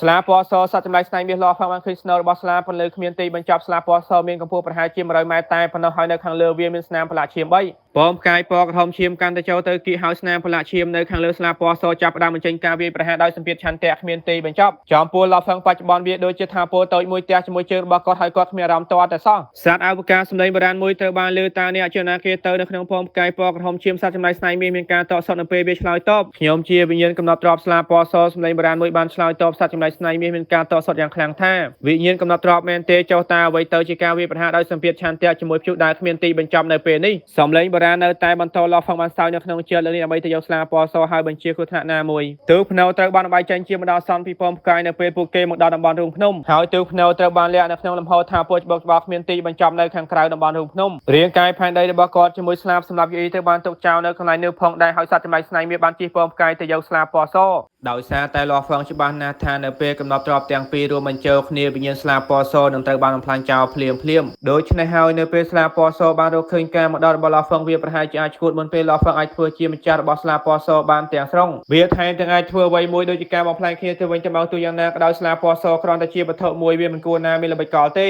គ្រាន់តែឲ្យសត្វចម្លែកស្នៃមាសទៅស្លាពណ៌សគ្រាន់តែដឹងថាគាត់ជាមនុស្សប៉ុន្តែវាមិនដឹងថាគាត់មានសត្វចម្លែកស្នៃមាសទេនៅពេលសត្វចម្លែកស្នៃមាសទទួលបានជោគជ័យវាពិតជាមិនយឺតពេលទេចំពោះការសោកស្ដាយលហ្វឹងបានគិតសត្វចម្លែកស្នៃមាសបានធ្វើដូចជាវាបានរកឃើញកំណត់ទ្របមានឥទ្ធិពលខ្លាំងណាស់វាក៏បានឆ្លោះគ្នាជាមួយនឹងវិញ្ញាណស្លាពណ៌សច្បាស់ជាបញ្ញាស្វែងរកម្ ចាស់ថ្មីដូចនេះហើយវាមិនក៏ហត់លាស់ហ្វឹងដោយពីមុនទេផ្ទុយទៅវិញវាក៏បានប្រាប់ដោយផ្ទាល់ជាមួយតម្រូវការទៅកាន់សត្វចម្លែកស្នៃមាសថាកម្លាំងរបស់ខ្ញុំលើពីការសម័យរបស់អ្នកទាំងស្រុងដោយសារតែខ្ញុំខ្លាំងពេកដូច្នេះហើយតម្រូវការពិតជាតឹងរឹងណាស់មេតបស្កលលោកទៅតែមានឆន្ទៈរបស់អ្នកចម្បាំងខ្លាំងបំផុតរបស់ស្កលលោកហើយម្ចាស់ស្កលលោកទៅតែមានឆន្ទៈខ្លាំងជាងអ្នកចម្បាំងខ្លាំងបំផុតរបស់ស្កលលោកទាំងស្រុងប្រសិនបើអ្នកពិតជាមិនអាចឈានទៅដល់វាបានទេអ្នកប្រាប់តកោរបស់អ្នកហើយយកអ្នកដែលបំពេញតាមលក្ខខណ្ឌមកខ្ញុំឯកាយកខ្លាំងពេកហើយខ្ញុំពិតជាចង់ចាក់ចេញទៅខាងក្រៅខ្លាំងណាស់ស្លាពណ៌សបានគិតអំពីផ្លូវដើម្បីតាក់ទាញសត្វចម្លែកស្នៃមាសឡហ្វឹងមិនអាចជួយអ្វីបានក្រៅពីដកដង្ហើមធំថាព្រះជាម្ចាស់វាពិតជាស្លូតណាស់នៅពេលនេះកើតត្រឡប់ទៅវិញនៅពេលគាត់ចូលមកដល់បងស្លាពណ៌សពិតជាសាហាវណាស់ប៉ុន្តែនៅពេលនេះស្លាពណ៌សនៅក្រោមការបំផ្លាញទាំងស្រុងវាពិតជាកម្រណាស់ក្នុងការស្វែងរកទំនងជីវិតដែលចូលមកបានវាថែមទាំងបានលើកទឹកចិត្តសត្វចម្លែកស្នៃមាសឲ្យប្រាប់ដល់តកោរបស់ពួកគេទៀតផងអ្វីដែលអ្នកបានប្រាប់ខ្ញុំជាការពិតមែនទេសត្វចម្លែកស្នៃមាសបានសួរពិតណាស់វាគឺជាការពិតស្លាពណ៌សបានឆ្លើយតបសត្វចម្លែកស្នៃមាសច្បាស់ជាមានចិត្តរំភើបខ្លាំងណាស់ហើយបានកំដាងយ៉ាងខ្លាំងថានេះពិតជាល្អខ្លាំងពេកហើយខ្ញុំអាចមកកាន់កន្លែងនេះបានយ៉ាងងាយស្រួលហើយអាចទប់ទល់ជាមួយនឹងការវាយប្រហារដោយសម្ពាធឆន្ទៈដោយសារតែឆន្ទៈរបស់ខ្ញុំបានឈានដល់កម្រិតអ្នកចម្បាំងខ្លាំងបំផុតរបស់ស្កលលោករួចទៅហើយតាមពិតទៅខ្ញុំគ្រាន់តែជាមេតបស្កលលោកតែប៉ុណ្ណោះខ្ញុំបានពេញតាមលក្ខខណ្ឌហើយវិញ្ញាណស្លាពណ៌សពិតជារំភើបចិត្តខ្លាំងណាស់វាខ្លាចបំផុតក្នុងការស្រូបដោយឡោះហ្វឹងបើសិនបើរឿងនោះកើតឡើងមែននៅវាច្បាស់ជាត្រូវបានបំផ្លាញចោលដោយធម្មជាតិត្រូវហើយដាក់ត្រាថាពលអមតៈរបស់អ្នកនៅលើស្លាពណ៌សហើយបញ្ចូលត្រាជីវិតរបស់អ្នកទៅលើវាផងដែលអ្នកច្បាស់ជាអាចធ្វើជាម្ចាស់របស់ខ្ញុំបានហើយស្លាពណ៌សមានការសហការយ៉ាងខ្លាំងវាចង់បញ្ញាប់ញ៉ាចាក់ចេញពីលំហសម្ងាត់ស្លាពណ៌សវានៅតែគិតចង់ប្រាប់ម្ចាស់ថ្មីថាមានមនុស្សជាក់លាក់ម្នាក់មានផ្នែកមួយផ្សេងទៀតនៃកំណត់ទ្របដាច់ខាតមួយនេះនៅពេលដែលពេលវេលាមកដល់វាចង់ទុកឲ្យម្ចាស់ថ្មីប្រើប្រាស់វាដើម្បីសម្លាប់មនុស្សម្នាក់នោះបន្តពីនៅវាអាចលេបវិញ្ញាណស្លាប់សម្លាប់យាយបានទាំងស្រុងខ្ញុំជាវិញ្ញាណពិតនៃកំណត់ទ្របស្លាប់ពិតជាអាក្រក់ណាស់សត្វដេឆានោះគាត់ពិតជាបានលួចថាពលច្រើនណាស់ខ្ញុំត្រូវតែបំផ្លាញវាចោលវិញ្ញាណស្លាពណ៌សស្អប់ស្លាប់សម្រាប់យូអ៊ីដោយធម្មជាតិជោគជ័យហើយសត្វស្នៃស្នៃមានបញ្ចេញសម្លេងក្រហមយ៉ាងខ្លាំងលោកម្ចាស់ស្លាបរបស់ខ្ញុំបានខូចហើយខ្ញុំត្រូវការលេបវត្ថុមានតម្លៃមួយចំនួនដើម្បីជួសជុលស្លាពណ៌សបានបញ្យលដោយសារតែស្លាពណ៌សមានម្ចាស់ថ្មីភ្ជួរដើរនៅក្នុងលំហសម្ងាត់តាមធម្មតាបាត់ទៅវិញអស់ហើយបណ្ដាលឲ្យលំហសម្ងាត់ស្លាពណ៌សទាំងមូលខ្លាញ់ទៅជាធម្មតាលំហនេះមានលំនឹងខ្លាំងណាស់ហើយអាច teleport សិនបានយ៉ាងងាយស្រួលភ្លាមជាមួយនឹងការ teleport សិនតែមួយពណ៌ផ្កាយពណ៌ក្រហមឈាមបានមកដល់ច្រកចូលទីបំផុតពួកយើងបានចាចេញហើយសមុទ្រលហធាតុគ្មានទីបញ្ចប់ស្លាពណ៌សពោពេញទៅដោយការរំពឹងទុកទោះយ៉ាងណាក៏ដោយនៅពេលពណ៌ផ្កាយពណ៌ក្រហមឈាមចាប់ផ្ដើមចេញឆ្ងាយពីអាណាចក្រឈិនហ្វឹងហើយចូលទៅក្នុងតំបន់ទឹកច្របូកច្របល់ទូកភ្នៅបានចូលទៅជិតពណ៌ផ្កាយពណ៌ក្រហមឈាមហើយទៅបានបឺតចូលភ្លាមនៅក្នុងពងផ្កាយពណ៌ក្រហមឈាមសត្វចម្លែកស្នៃមាសកំពុងតែអង្គុយខ្ញុំមានអារម្មណ៍ថាមានការកោះហៅវាជាការកោះហៅខ្លាំងណាស់លោកម្ចាស់វាគឺជាមនុស្សដែលមានស្លាបផ្សេងទៀតស្លាបពណ៌សមានអារម្មណ៍ថាមានការកោះហៅខ្លាំងមិនគួរឲ្យជឿហើយភ្លាមវាក៏បានចាប់ផ្ដើមប្រាប់ទៅកាន់សត្វចម្លែកស្នៃមាសថាដើមឡើយខ្ញុំជាកំណត់ទ្របមានថាពលគ្មានទីបញ្ចប់បន្ទាប់ពីសមរភូមិមួយនោះខ្ញុំបានបែកបាក់ហើយមនុស្សនោះបានទទួលផ្នែកផ្សេងទៀតរបស់ខ្ញុំនៅក្បែរសត្វចម្លែកស្នៃមាសទូកភ្នៅមួយបានលើកចេញមកហើយស្មៅមនុស្សម្នាក់បានដើរចេញមកពីក្នុងទូកភ្នៅគាត់ពាក់គ្រឿងសឹកពណ៌ប្រាក់ជាមួយស្លាបពណ៌ប្រាក់កាន់ដើរថ្មនៅលើខ្នងរបស់គាត់វិញ្ញាណស្លាបពណ៌សឡោះផងបានលេខមើលស្លាពណ៌សនៅលើខ្នងរបស់សត្វចម្លែកស្នៃមាសគឺអ្នកមែនទេស្លាពណ៌សបានយល់ភ្លាមវាអាចមានអារម្មណ៍ថាមានការស្ដាប់បង្គាប់យ៉ាងដាច់ខាតដរាបណាមនុស្សម្នាក់នេះមានឆន្ទៈវាច្បាស់ជាគ្មានជំរឿអ្វីក្រៅពីស្ដាប់តាមឡើយប្រសិនបើខ្ញុំបានដឹងមុននេះខ្ញុំមិនទៅចោលអ្នកទេទោះបីជាខ្ញុំប្រើប្រាស់ថាពលទាំងអស់ក៏ដោយមនុស្សអាក្រក់ស្លាពណ៌សបានក្រុមឡើងវាក៏យល់ផងដែរថាវាត្រូវបានបំផ្លាញចោលហើយខ្ញុំខ្លាចថាមានគ្រោះថ្នាក់ដូច្នេះហើយខ្ញុំបានឲ្យអ្នកសប្បាយចិត្តសិនចោលឡោះហ្វឹងបន្តដោយប្រងើយកន្តើយថាមិនអីទេអ្នកដល់ពេលបំផ្លាញចោលហើ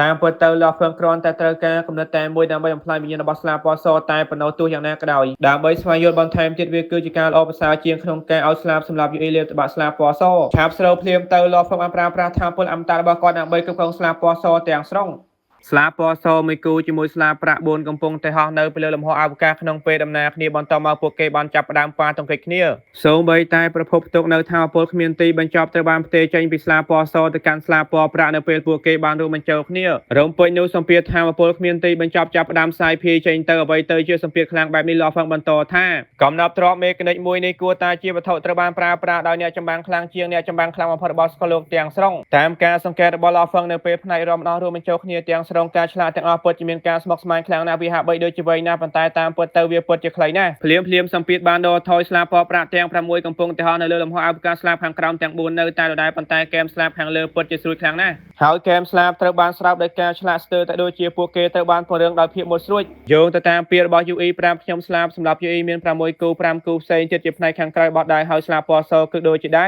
ភ្លាមស្លាបទាំង6បានផ្ទុះថាពលឡើងដោយមិនប្រើប្រាស់ថាពលអមតៈណាមួយគ្រាន់តែការអូសមួយរំពេចធ្វើឲ្យចន្លោះ លំហអាវការនៅក្នុងបន្ទប់បញ្ជាត្រូវបានកាត់ដាច់ពីគ្នាទាំងស្រុងទោះបីជាមិនទាន់ប្រើប្រាស់ថាពលដើមក៏ដោយវាអាចប្រៀបស្មើទាំងស្រុងជាមួយនឹងកំណត់ទ្របដាច់ខាតមួយលោកផងបានទានឡើងថានៅពេលសិល្បៈសម្ងាត់ការចាប់កំណត់ឡើងវិញទៅបានបញ្ចេញជាមួយនឹងស្លាបពណ៌ប្រាក់មួយនេះថាពលរបស់វាប្រហែលជាខ្សោយជាងដើមស្មោឈាមប៉ុន្តែបើសិនបើខ្ញុំប្រើប្រាស់ថាពលដើមនោះវាកាន់តែមិនគួរជឿខ្លាំងពេកហើយជាអកុសលចំពោះថាពលដើមខ្ញុំមិនទាន់អាចប្រើប្រាស់វាបាននៅពេលនេះទេថាពលដើមគឺស្តៀងគ្នាជាមួយនឹងម៉ាស៊ីនហើយវាមានសមត្ថភាពក្នុងការផ្ទុកថាពលនៅពេលអ្នកចម្បាំងខ្លាំងម្នាក់បានប្រើប្រាស់ស្លាបទាំង6គូថាពលអមតៈរបស់គាត់គួរតែត្រូវបានរួមបញ្ចូលគ្នាទៅក្នុងថាពលដើមនៅពេលនោះវាច្បាស់ជាខ្លាយទៅជាថាពលកាន់តែមួយសួយហើយការវាប្រហារកាន់តែខ្លាំងដូចជាថាពលព្យុះដែលគ្មានទីបញ្ចប់ផងដែរថាពលដើមនេះត្រូវបានសាទុកនៅក្នុងប្រភពនៅពេលការវាប្រហារគ្នាយ៉ាងពិតប្រាកដកាយប្រើប្រាស់ថាពលដើមជាមុនសិនបន្តមកប្រើប្រាស់ថាពលអមតៈរបស់គាត់ដើម្បីធ្វើការបំលែងវាទោះយ៉ាងណាក៏ដោយថាពលដើមជាកម្មសិទ្ធិរបស់ម្ចាស់មុនប្រសិនបើឡោះផឹងប្រើប្រាស់ថាពលអមតៈរបស់គាត់ដើម្បីចូលទៅក្នុងថាពលដើមគាត់នៅតែបំលែងវាទៅជាថាពលព្យុះដែលគ្មានទីបញ្ចប់ផងដែរទោះយ៉ាងណាក៏ដោយថាពលច្បាស់ជាទៀបជាងច្រើ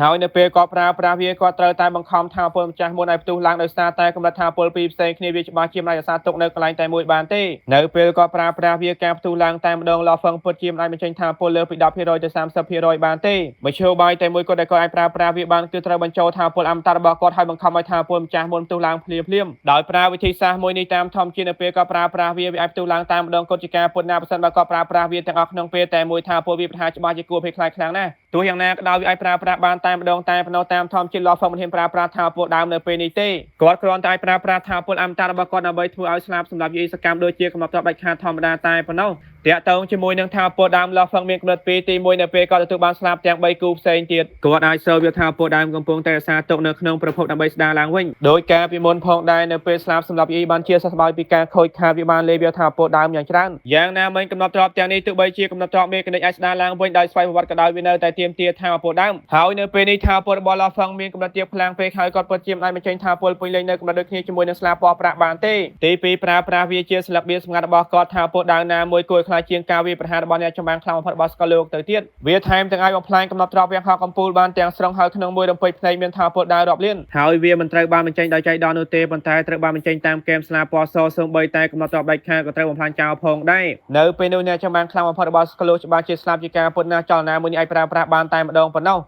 ខ្ញុំនឹងប្រឹងប្រែងអស់ពីសមត្ថភាពដើម្បីស្វែងរកស្លាប3គូផ្សេងទៀតហើយសូមថាពលដើមដើម្បីស្ដារឡើងវិញថាពលស្លាបដែលនៅសេសសល់ច្បាស់ជាគ្រប់គ្រាន់ហើយដើម្បីធ្វើការវាប្រហារឡោះហ្វឹងបានគិតតាមពិតទៅថាពលដើមនៅក្នុងប្រភពពុតជាធំធេងណាស់ដើម្បីសម្រាប់អ្នកចម្បាំងខ្លាំងបំផុតរបស់ស្កលោកគាត់ត្រូវការថាពលដើមបន្តិចតែប៉ុណ្ណោះវាគ្រាន់តែថាគាត់មិនអាចប្រើប្រាស់វាបានទាំងស្រុងហើយគាត់អាចប្រើប្រាស់វាបានតែម្ដងគត់ពណ៌កាយពណ៌ក្រហមឈាមកំពុងតែចាក់ចេញពីអាណាចក្រឈិនហ្វឹងហើយឆ្ពោះទៅកាន់ស្កលោកបឋមលោកម្ចាស់ស្លាបពណ៌សត្រូវបានខូចខាតនៅពេលលោកម្ចាស់បញ្ចូលថាពលអមតៈទៅក្នុងស្លាបពណ៌ប្រាក់ថាពលអមតៈដែលឆ្លងកាត់តំបន់មានការខូចខាតទាំងនោះពិតជារងឥទ្ធិពលយ៉ាងខ្លាំងវាក៏មានឥទ្ធិពលយ៉ាងខ្លាំងទៅលើកម្លាំងមនុស្សម្នាក់ផងដែលស្លាបសម្រាប់និយាយបញ្ចេញសម្លេងមួយរំពេចថាដូច្នេះហើយខ្ញុំត្រូវតែលេបវត្ថុមានតម្លៃមួយចំនួនតាមធម្មជាតិមានតែវត្ថុធាតុសំខាន់សម្រាប់ការបង្កើតកំណត់ទ្របតែប៉ុណ្ណោះទើបល្អការលេបទ្រព្យសម្បត្តិកម្ពុជាដែលផ្ទាល់ក៏អាចធ្វើបានផងដែរទោះបីជាមានតម្លៃខ្ពស់ពេកក៏ដោយហើយសំខាន់ជាងនេះនៅតែមានស្នាមផ្លាឈាមព្រះទាំង3នៅលើស្លាបពណ៌សស្នាមផ្លាឈាមព្រះទាំង3នេះពិតជាមានឥទ្ធិពលយ៉ាងខ្លាំងទោះយ៉ាងណាក៏ដោយនៅពេលនេះស្លាបទាំង3បានរួមបញ្ចូលគ្នាទាំងស្រុងការកម្ចាត់ស្នាមផ្លាឈាមទាំង3នៅតែងាយស្រួលជាងប្រសិនបើខ្ញុំអាចចូលស្លាបពណ៌សបានទាំងស្រុងការកម្ចាត់ស្នាមផ្លាឈាមទាំង3កាន់តែលឿនជាងមុនផងដែរខ្ញុំនឹងប្រមូលសម្ភារៈមានតម្លៃនៅពេលខ្ញុំត្រឡប់ទៅវិញប៉ុន្តែនៅពេលនេះសម្ភារៈមានតម្លៃនៅជាមួយខ្ញុំមានតិចខ្លាំងពេកហើយឡោះផងអន្តៈតើជាមួយនឹងស្លាប UE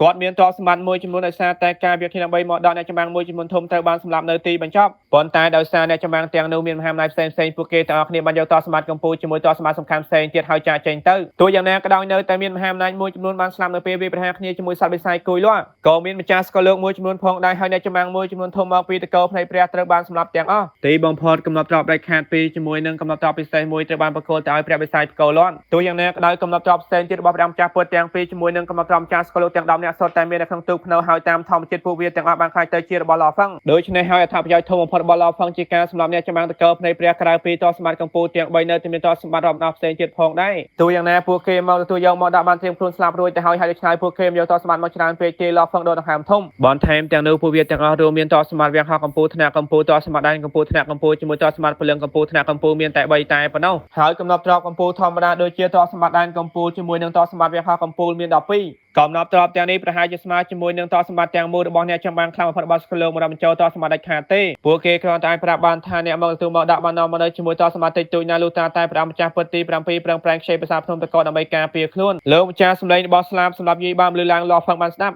ស្លាពណ៌សគូទី6នេះដើមឡើយមានស្នាមប្រឡាក់ឈាម4ច្រើនឆ្នាំមកនេះស្នាមប្រឡាក់ឈាមមួយត្រូវបានបញ្ចេញបង្កើតបានជាដំណក់ឈាមព្រះស្លាប់សម្រាប់យាយបានបញ្យល់ឈាមព្រះមែនទេលោកផងមានការភ្ញាក់ផ្អើលយ៉ាងខ្លាំងនៅពេលស្លាពណ៌សគូទី6ត្រូវបានរងការខូចខាតរួមជាមួយនឹងអតិពលស្នាមប្រឡាក់ឈាមការរួមបញ្ចូលថាមពលអមតៈនិងរងផលប៉ះពាល់យ៉ាងខ្លាំងគាត់ពិតជាមិនតបបានពិនិត្យមើលស្លាពណ៌សគូទី6ទេពីមុនលោកផងទទួលបានតែស្លាពគូទី1ជាមួយស្លាពគូទី2តែប៉ុណ្ណោះហើយស្លាពណ៌សជាគូទី6គាត់នៅតែបាត់ស្លាពគូទី3ទី4ជាមួយគូទី5ឈាមព្រះនេះគួរតែជាឈាមស្ទឹងម្ចាស់មុនវាពោពេញទៅដោយថាមពលគ្មានទីបញ្ចប់លោកម្ចាស់អ្នកមិនអាចប្រើប្រាស់ថាមពលអមតៈរបស់អ្នកដើម្បីរុំឈាមព្រះបានទេដំបូងលោកម្ចាស់ត្រូវប្រើប្រាស់ស្លាពណ៌ប្រាដើម្បីបង្ខំឲ្យវាចេញមកបន្ទាប់មកប្រើប្រាស់ពណ៌ផ្កាយដើម្បីស្រូបឈាមព្រះបន្ទាប់ពីនោះអ្នកអាចសិក្សាឈាមព្រះបន្តិចម្ដងស្លាព UE បានបញ្យល់យល់ព្រមលោកផងពោពេញទៅដោយក្តីរំភើបជាមួយការរងចាំឈាមព្រះមែនទេតើអ្នកចម្បាំងប្រភេទណាទៅទើបឲ្យបំផ្លាញស្លាព UE បានគ្រាន់តែសម្ពាធឆន្ទៈរបស់ឈាមព្រះតែមួយគត់ពិតជាខ្លាំងណាស់ការប្រើប្រាស់របស់ឈាមព្រះនេះច្បាស់ជាមិនតូចទេនៅក្រោមការគ្រប់គ្រងរបស់លោកផងឈាមព្រះពណ៌ក្រហមបានឡើងលើផ្ទៃរបស់ស្លាពណ៌សវាត្រូវបានហុំព័ទ្ធទៅដោយស្រទាប់ឈាមពណ៌ខ្មៅក្រាស់ដំណក់ឈាមនេះនៅពេលចេញមកវាក៏បានធ្លាក់ចុះដោយធម្មជាតិធ្លាក់ចុះមកលើបន្ទប់បញ្ជារបស់ពណ៌ផ្កាយបង្កើតបានជាបាល់ពណ៌ក្រហមឈាមវាបានស្រោបដោយឈាមព្រះទាំងស្រុងកំណត់ទ្របធម្មតាច្បាស់ជាអាចទប់ទល់ជាមួយឈាមព្រះនេះបានទេលោកផងឧទាហរណ៍ឡើងថា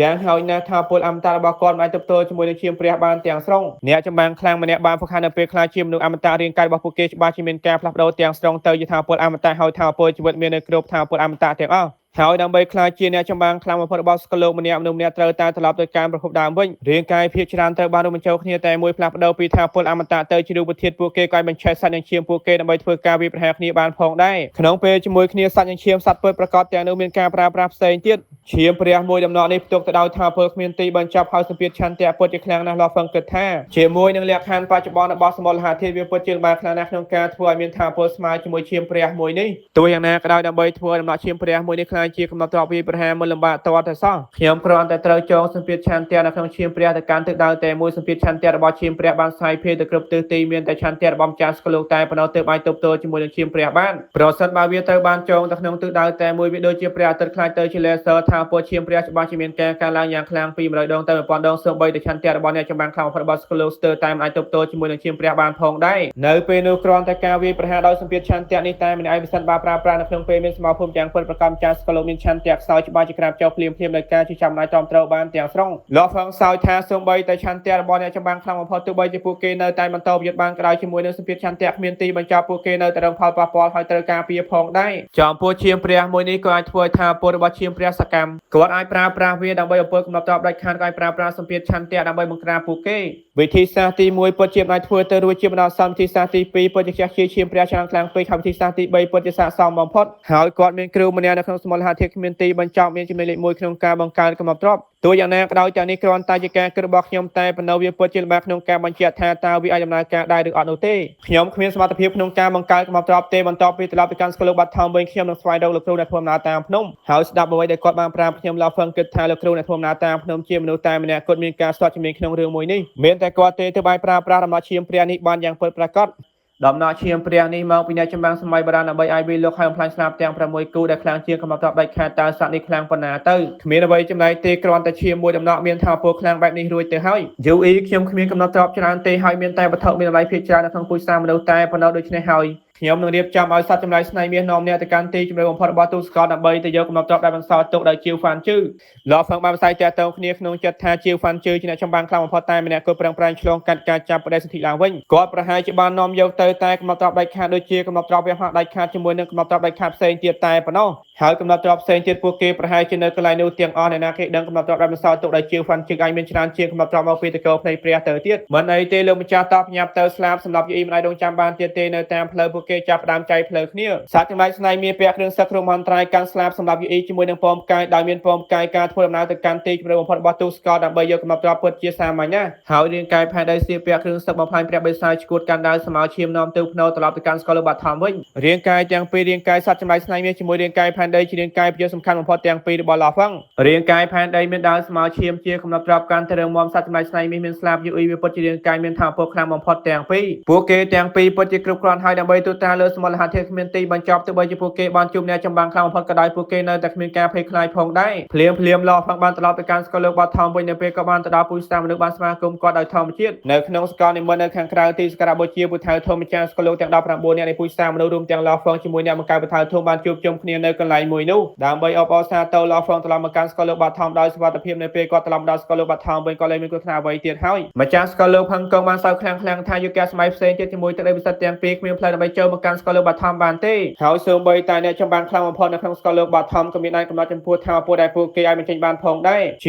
មួយនឹងកម្លាំងបច្ចុប្បន្នរបស់ឡោហ្វងគាត់នៅតែអាចប៉ះទង្គិចគ្នាជាមួយអ្នកចម្បាំងខ្លាំងបំផុតបានហើយមិនខ្សោយជាងពួកគេទេអ្វីទាំងអស់មានសន្តិភាពពូជសាមនុស្សរបស់ពួកយើងរៀបស្វាគមន៍ការអភិវឌ្ឍយ៉ាងឆាប់រហ័សមេដឹកនាំទីក្រុងពោពេញទៅដោយការរំពឹងទុកត្រូវហើយពិសិដ្ឋបើពូជសាមនុស្សពួកយើងនៅតែបន្តការឡើងពួកយើងប្រកាសជាខ្លាចជាមហាអំណាចខ្លាំងបំផុតនៅក្នុងសមូលហត្ថភាពគ្មានទីបញ្ចប់ម្ចាស់សកលលោកមាសបាននិយាយសត្វកម្ពុជានៃពូជសាមនុស្សសុទ្ធតែមានការសប្បាយចិត្តយ៉ាងខ្លាំងពួកគេមានការព្រួយបារម្ភពីមុនថាឡោហ្វងច្បាស់ជាជួបបញ្ហាខ្លះនៅពេលធ្វើដំណើរត្រឡប់មកកាន់សកលលោកបាត់ថមវិញសំណាងល្អក៏បានត្រឡប់មកវិញដោយសុវត្ថិភាពពួកគេទាំងអស់គ្នាអាចមើលឃើញថាតើពូជសាមនុស្សខ្លាំងប៉ុណ្ណានៅពេលអនាគតនៅខាងក្រៅទីសក្ការៈបូជាពុទ្ធៅធម៌អ្នកបង្កើតពុទ្ធៅធម៌ជាមួយម្ចាស់សកលលោកទាំង19នាក់កំពុងតែជួបជុំគ្នាពួកយើងមកកាន់ទីនេះសម្រាប់ហេតុផលពីរទី1គឺដើម្បីស្វាគមន៍ឡោហ្វងត្រឡប់មកកាន់សកលលោកបាត់ថមវិញដោយសុវត្ថិភាពអ្នកបង្កើតពុទ្ធៅធម៌បានក៏លេចមើលជុំវិញសម្លេងរបស់គាត់មានថាពោលខ្លាំងថាទី2គឺដើម្បីគិតអំពីផែនការកើនឡើងនៃពូជសាមនុស្សរបស់ពួកយើងនៅក្នុងផែនការសមុទ្រលហធាតុគ្មានទីបញ្ចប់ដល់ពេលក្រោកឡើងហើយនៅពេលលើពាក្យទាំងអស់នេះរួមទាំងឡោហ្វងមេដឹកនាំទីក្រុងម្ចាស់សកលលោកដាកណែម្ចាស់សកលលោកមាសម្ចាស់សកលលោកកញ្ចក់ជាមួយអ្នកផ្សេងទៀតពួកគេទាំងអស់គ្នាបានដកដង្ហើមធំដោយក្តីរំភើបបាទត្រូវហើយវាដល់ពេលក្រោកឡើងហើយពូជសាមនុស្សឲ្យទៅបានគេចាត់ទុកថាជាតកូលកំពូលនៅក្នុងសកលលោកបាត់ថមប៉ុន្តែនៅក្នុងសមុទ្រលហធាតុគ្មានទីបញ្ចប់ពួកគេខ្សោយណាស់ប្រសិនបើនៅក្នុងយុគសម័យទី1យុគសម័យទី2ពូជសាសមនុស្សដែលជាតកូលខ្លាំងបំផុតនៅក្នុងសកលលោកបាត់ថមពិតជាគ្មានលក្ខណៈសម្បត្តិគ្រប់គ្រាន់ដើម្បីឈរស្មើក្នុងចំណោមពួកគេទេត្រកូលភ្នែកព្រះមានអ្នកចម្បាំងខ្លាំងបំផុតរបស់សកលលោក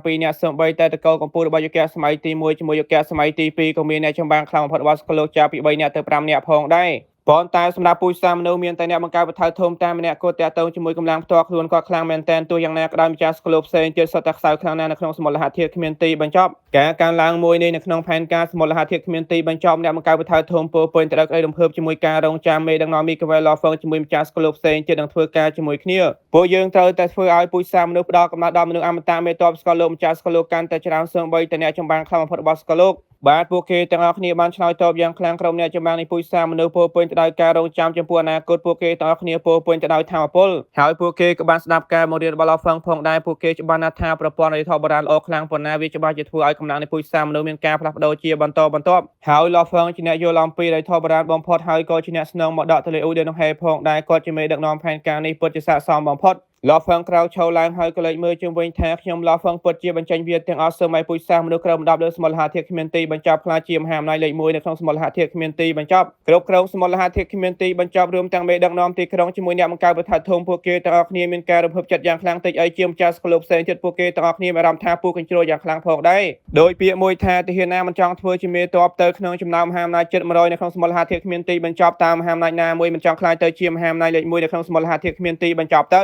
ប៉ុន្តែនោះគ្រាន់តែជាការស្រមៃតែប៉ុណ្ណោះការពីមុនតាមានពួកគេណាម្នាក់មានទំនុកចិត្តហ៊ាននិយាយពាក្យបែបនេះទៅពួកគេគ្មានទំនុកចិត្តទេសូម្បីតែនៅពេលមានដូនតាព្រាហ្មណ៍ក្រោយគាត់ជាមនុស្សតែម្នាក់គាត់ដែលខ្លាំងបំផុតគាត់មិនហ៊ានថាពូជសាមនុស្សឲ្យត្រួតត្រាលើសមុទ្រលហធាតុគ្មានទីបញ្ចប់ឲ្យខ្លាចជាមហាអំណាចលេខ1ទេយ៉ាងណាមិញប្រសិនបើគិតពីកម្លាំងធៀបជាមួយទឹកដីពិសិដ្ឋទាំងពីរភាពខុសគ្នាពិតជាធំធេងខ្លាំងពេកហើយទឹកដីពិសិដ្ឋទាំងពីរគឺមានម្ចាស់សកលលោករាប់រយនាក់ហើយពូជសាមនុស្សរួមទាំងឡោហ្វឹងផងដែរមានតែម្ចាស់សកលលោក19នាក់តែប៉ុណ្ណោះទាំងអស់នេះដោយសារតែទឹកដីពិសិដ្ឋទាំងពីរមានដែនកំណត់ចំពោះម្ចាស់សកលលោកហើយមិនអាចផ្ដោតថាពលអមតៈដល់ពួកគេគ្រប់គ្រាន់ដើម្បីធ្វើការទម្លាយផងដែរដូច្នេះហើយទោះបីជាទឹកដីពិសិដ្ឋទាំងពីរបាត់បង់ម្ចាស់សកលលោកមួយចំនួនធំក៏ដោយពួកគេនៅតែអាចបំពេញបន្ថែមបានយ៉ាងឆាប់រហ័សប្រសិនបើគិតពីកំណត់ត្រាប់ដាច់ខាតទឹកដីពិសិដ្ឋទាំងពីរមាន6នៅពេលនោះហើយការពីមុនសូម្បីតែអ្នកបង្កើតបឋៅធំក៏គ្មានតស្មាដាច់ខាតផងដែរប៉ុន្តែសំណាងល្អក៏អាចទទួលបានបឋៅព្រះពណ៌ខ្មៅនៅពេលអនាគតពូជសាមនុស្សពួកយើងនឹងផលិតបានម្ចាស់សកលលោកជិត1000នាក់ជាមួយអ្នកចម្បាំងខ្លាំងបំផុតរបស់សកលលោករាប់សិបនាក់សូម្បីតែទឹកដីពិសិដ្ឋទាំងពីរក៏អន់ជាងពូជសាមនុស្សផងដែរសម្លេងរបស់អ្នកបង្កើតបឋៅធំមានថាពណ៌ខ្លាំងហើយបន្តថាទោះបីជាពួកយើងអាចទៅបានឆ្ងាយប៉ុណ្ណាក៏ដោយពួកយើងទាំងអស់គ្នាជាវីរបុរសនៃពូជសាមនុស្សទាំងមូលប្រឹងប្រែងទាំងអស់គ្នាដើម្បីអនាគតនៃពូជសាមនុស្ស ដើម្បីអនាគតនៃពូជសាសន៍មនុស្សដើម្បីអនាគតនៃពូជសាសន៍មនុស្សម្ចាស់ស្គរលោកទាំងអស់បញ្ចេញសម្លេងក្រហមបេះដូងរបស់ពួកគេបានញាប់ញ័រពួកគេញាប់ញ័រដោយសារតែគោលដៅនេះធំខ្លាំងពេកហើយពីមុនពួកគេគ្មានទំនុកចិត្តទេទោះយ៉ាងណាក៏ដោយនៅពេលនេះឡោហ្វឹងទទួលបានមកដកទន្លេអូឌីននោះហើយមរតកបុរាណទាំងនេះបានផ្ដល់ពួកគេនៅទំនុកចិត្តទាំងស្រុងដើម្បីក្លាយជាមហាអំណាចលេខ1នៅក្នុងសមូលហត្ថធាតុគ្មានទីបញ្ចប់ពូជសាសន៍មនុស្សទាំងមូលនឹងទទួលបានអត្ថប្រយោជន៍ពីមរតកហើយឆ្លងកាត់ការផ្លាស់ប្ដូរទាំងស្រុងបន្ទាប់ពីកិច្ចប្រជុំត្រូវបានបញ្ចប់អ្នកចម្បាំងផ្សេងទៀតបានចាក់ចែងទាំងអស់ដោយបន្សល់ទុកតែអ្នកបង្កើតវិថៅធំមេដឹកនាំទីក្រុងជាមួយឡោហ្វឹងតែប៉ុណ្ណោះឡោហ្វឹងអ្នកបង្កើតវិថៅធំពោពេញទៅដោយការរំពឹងទុកថាខ្ញុំត្រូវរំខានអ្នកហើយនៅពេលនេះអ្វីគ្រប់យ៉ាងគឺដើម្បីត្រកូលឡោហ្វឹងបានឆ្លើយតបភ្លាមត្រូវហើយដើម្បីពូជសាសន៍ទាំងមូលអ្នកបង្កើតវិថៅធំបានងូក្បាលមូលហេតុក៏ផ្ញើផ្ញើត្រឡប់មកកាន់ស្កលលោកបាថមវិញដោយសារតែមរតកហើយប្រព័ន្ធចាំបាច់បាច់ភាគច្រើនមានទំហំធំខ្លាំងពេកគ្រាន់តែពឹងផ្អែកលើការបញ្យល់ជាមួយនឹងការបញ្ជូនមនសិការទៅកាន់ស្កលនិមិត្តពិតជាយឺតខ្លាំងពេកហើយទី2ដើម្បីចិញ្ចឹមបាច់អនាគតទី2ដើម្បីចិញ្ចឹមបីបាច់អនាគតអ្នកចម្បាំងនៃពូជសាសន៍មនុស្សពួកគេត្រូវការវត្ថុរំដោះដូចជាស្លាជ្រឹកច្បាប់ដើមភ្នំតកកជាដើមទាំងអស់នេះគឺនៅក្នុងលំហមកដល់ហើយឡោហ្វឹងត្រូវត្រឡប់មកវិញដើម្បីនាំពួកគេត្រឡប់មកវិញផងដែរផែនការឡើងនេះទី1គឺដើម្បីចិញ្ចឹមបីបាច់កម្លាំងផ្ទាល់ខ្លួនហើយនេះទាមទារពេលវេលាទី2គឺដើម្បីកំណត់ទ្រព្យដាច់ខាតអ្នកបង្កើតវិថៅធំបានសើចឡើងថាអ្នកទើបតែត្រឡប់មកកាន់ស្កលលោកបាថមវិញតើនៅពេលណាអ្នកចង់រៀបចំធ្វើចំនួនជាមួយទឹកដីពិសិដ្ឋភាគខាងកើតខ្ញុំកំពុងរៀបចំដើម្បីស្នាក់នៅក្នុងទីក្រុងស្កលលោកបាថមហើយដោះស្រាយប្រព័ន្ធចិញ្ចឹមបីបាច់ជាមួយលក្ខខណ្ឌទូទៅខ្ញុំស្មានថាវានឹងចំណាយពេលប្រហែលជា10ថ្ងៃទៅ15ថ្ងៃនៅពេលដែលពេលវេលានោះមកដល់ខ្ញុំនឹងតាក់ទងទៅកាន់ទឹកដីពិសិដ្ឋភាគខាងកើតឡោហ្វឹងបានឆ្លើយតបភ្លាមអ្នកបង្កើតវិថៅធំបានសោយឡើងថាបើសិនមកខ្ញុំបានដឹងថាអ្នកអាចទទួលបានតបសម្បត្តិដៃខាងនោះខ្ញុំមិនចាំបាច់បន្ថយជីវិតនៅក្នុងអាណាចក្រឈិនហ្វឹងទេនៅពេលនេះខ្ញុំកំពុងតែបញ្ញាចាក់ចេញពីតំបន់ស្នូលរបស់អាណាចក្រឈិនហ្វឹងទូយ៉ាងណាក៏ដោយតំបន់ស្នូលពិតជាមានគ្រោះថ្នាក់ខ្លាំងពេកហើយខ្ញុំត្រូវការពេលខ្លះដើម្បីបញ្ញាត្រឡប់ទៅវិញប៉ុន្តែមិនអីទេអ្នកជាមួយគ្រូរបស់នេះអាចទៅរៀបចំផែនការចិញ្ចឹមបីបាច់អ្នកបង្កើតវិថៅធំបាននិយាយឡោហ្វឹងជាមួយមេដឹកនាំទីក្រុងបានចាក់ចេញទៅភ្លាមទីក្រុងស្កលលោកបាថមនៅក្នុងលំនៅឋានរបស់មេដឹកនាំទីក្រុងឡោហ្វឹងជាមួយមេដឹកនាំទីក្រុងកំពុងតែឈរនៅមុខលើដៃពួកគេមើលឃើញយ៉ាងច្បាស់នៅរចនាសម្ព័ន្ធរបស់ទីក្រុងស្កលលោកបាថមឡោហ្វឹងផែនការក្រៅឡើងពិតជាសំខាន់ណាស់មកដល់បុរាណពិតជាមិនអាចបាច់ទីបានឡើយមេដឹកនាំទីក្រុងបានបន្តថាប្រព័ន្ធចិញ្ចឹមបីបាច់ទាំងមូលត្រូវបានគ្រប់គ្រងដោយអ្នកហើយអ្នកត្រូវតែមានការប្រុងប្រយ័ត្នកុំឲ្យវាលេចធ្លាយឲ្យសោះប៉ុន្តែលោកគ្រូឡោហ្វឹងសោយថានៅពេលពូជសាសន៍មនុស្សកាន់តែរឹងមាំពូជសាសន៍ផ្សេងទៀតច្បាស់ជាមានការស្មានដោយធម្មជាតិហើយដូច្នេះខ្ញុំបានដាក់ប្រព័ន្ធចិញ្ចឹមបីបាច់នៅក្នុងទីក្រុងស្កលលោកបាថមនេះជាកន្លែងមានសុវត្ថិភាពបំផុតគ្មានអ្នកចម្បាំងណាម្នាក់ហ៊ានមកទេទី2ទោះបីជាមានអ្នកស៊ើបការរកឃើញវាក្តៅពួកគេច្បាស់ជាមិនអាចចម្លងវាបានផងដែរដូចជាភ្នំតកកទាំង300ដែលខ្ញុំបានរៀបចំជាមួយគ្នាផងដែរតាមទេពកោសល្យរបស់មនុស្សចំនួនក្រោយខ្ញុំបានរៀបចំវិធីសាស្ត្រចិញ្ចឹមបីបាច់ផ្សេងគ្នាប្រព័ន្ធចិញ្ចឹមបីបាច់ទាំងមូលមានការស្មុគស្មាញខ្លាំងណាស់ក្រៅពីផ្នែកខ្លះរបស់ឡោហ្វឹងរៀបចំនៅតែមានវិធីសាស្ត្រហ្វឹកហាត់រាប់ដល់ទៅបានដាក់នៅក្នុងសកលនិមិត្តសម្រាប់រឿងមួយនេះឡោហ្វឹងក៏បានដាក់ថ្មការចងចាំពិសេស12នៅក្នុងតំបន់ស្នូលរបស់សកលនិមិត្តលំនៅឋានរបស់មេដឹកនាំទីក្រុងដើម្បីទទួលបានព័ត៌មានយ៉ាងច្រើនអំពីថ្មការចងចាំសកលនិមិត្តទីក្រុងស្កលលោកបាថមទាំងនេះជាប្រព័ន្ធចិញ្ចឹមបីបាច់សំខាន់ទាំងពីរហើយអ្នកដែលមានទំនាក់ទំនងជាមួយអាតកម្មាំងទាំងនេះសុទ្ធតែសត្វកម្ពុជានៃពូជសាសន៍មនុស្សពិតប្រាកដឬទាស្គរភ្លើងហាតកម្មាំងនៃពួកគេបានតាក់ទងគ្រាន់តែជាចុងផ្ទាំងតកកតែប៉ុណ្ណោះមានតែអ្នកនៅក្នុងសកលនិមិត្តទេទើបបាច់ដឹងអំពីប្រព័ន្ធពិតប្រាកដជាការពុតណាឡោហ្វឹងដឹងច្រើនជាងគេសកលលោកបាថមកាឡាក់ស៊ីមីក្វេទីស្ក្រាបជារបស់ឡោហ្វឹងខ្ញុំទើបតែត្រឡប់មកកាន់សកលលោកបាថមវិញទេឡោហ្វឹងបានកាន់ផ្លាទំនាក់ទំនងរបស់គាត់ថាព្រះពិតកាយភាគខាងជើងកុំបារម្ភអាជីវកម្មច្បាស់ជាដំណើរការក្នុងពេលឆាប់នេះប៉ុន្តែភ្លាមឡោហ្វឹងឆាប់មកកាន់សកលនិមិត្តភ្លាមមកនៅក្នុងសកលនិមិត្តឡោហ្វឹងធ្វើបានសម្បត្តិមួយពីមេដឹកនាំទីក្រុងតើមានរឿងប្រញាប់មែនទេឡោហ្វឹងបានរកឃើញថាសម្បត្តិមកពីលោកគ្រូមេដឹកនាំទីក្រុងជាសម្បត្តិក្រហមនេះមានន័យថាជារឿងបន្ទាន់បំផុតនៅក្នុងសកលនិមិត្តមើលឋានរបស់មេដឹកនាំទីក្រុងលោកគ្រូឡោហ្វឹងបានលើកចេញមកហើយបានមើលឃើញមេដឹកនាំទីក្រុងឈរនៅចំពោះមុខគាត់ការបញ្ចេញមតិរបស់មេដឹកនាំទីក្រុងគឺធ្ងន់ធ្ងរណាស់នៅពេលគាត់បានឃើញឡោហ្វឹងគាត់បានបន្តភ្លាមថាតទៅកាន់ទីស្ក្រាបជាពុទ្ធៅធំនៅក្រោមពលឺផ្កាយគ្មានទីបញ្ចប់នៅក្នុងលំហឯករាជ្យមានតួលេខបានលេចឡើងនៅលើតុវែងនៅចំពោះមុខទីស្ក្រាបជាដ៏អស្ចារ្យឡោហ្វឹងជាមួយមេដឹកនាំទីក្រុងបានមកដល់លោកគ្រូតើមានរឿងអ្វីកើតឡើងមែនទេឡោហ្វឹងបានសួរខ្ញុំនឹង5នាក់នៅពេលក្រោយមេដឹកនាំទីក្រុងបានឆ្លើយតបយ៉ាងម៉ឺងម៉ាត់ប៉ុន្តែឡោហ្វឹងបានដកដង្ហើមធំមើលតាមការបង្ហាញរបស់លោកគ្រូទោះបីជារឿងសំខាន់ក៏ដោយវានៅក្នុងការគ្រប់គ្រងរបស់គាត់បានមិនដូច្នេះទេលោកគ្រូមិនចាំបាច់រងចាំម្ចាស់ស្គលលោកទាំងអស់មកដល់ទេភ្លាមម្ចាស់ស្គលលោកទាំង19នាក់បានមកដល់ហើយស្រមោលមួយបានលើកចេញមកពីក្នុងលំហអវកាសហើយអង្គុយនៅលើកៅអីសំខាន់វាគឺជាអ្នកបង្កើតវិថៅធំអ្នកបង្កើតវិថៅធំបានសម្លឹងមើលម្ចាស់ស្គលលោកទាំង19នាក់ហើយពួកគេទាំងអស់គ្នាបានសម្លឹងមើលគាត់ពួកគេទាំងអស់គ្នាត្រូវបានកោះហៅហើយពួកគេទាំងអស់គ្នាមានការថប់បារម្ភយ៉ាងខ្លាំងខ្ញុំបានជួបបញ្ហាអ្នកបង្កើតវិថៅធំបានក្លែងមើលម្ចាស់ស្គលលោកទាំង19នាក់នៃពូជសាសន៍មនុស្សហើយបន្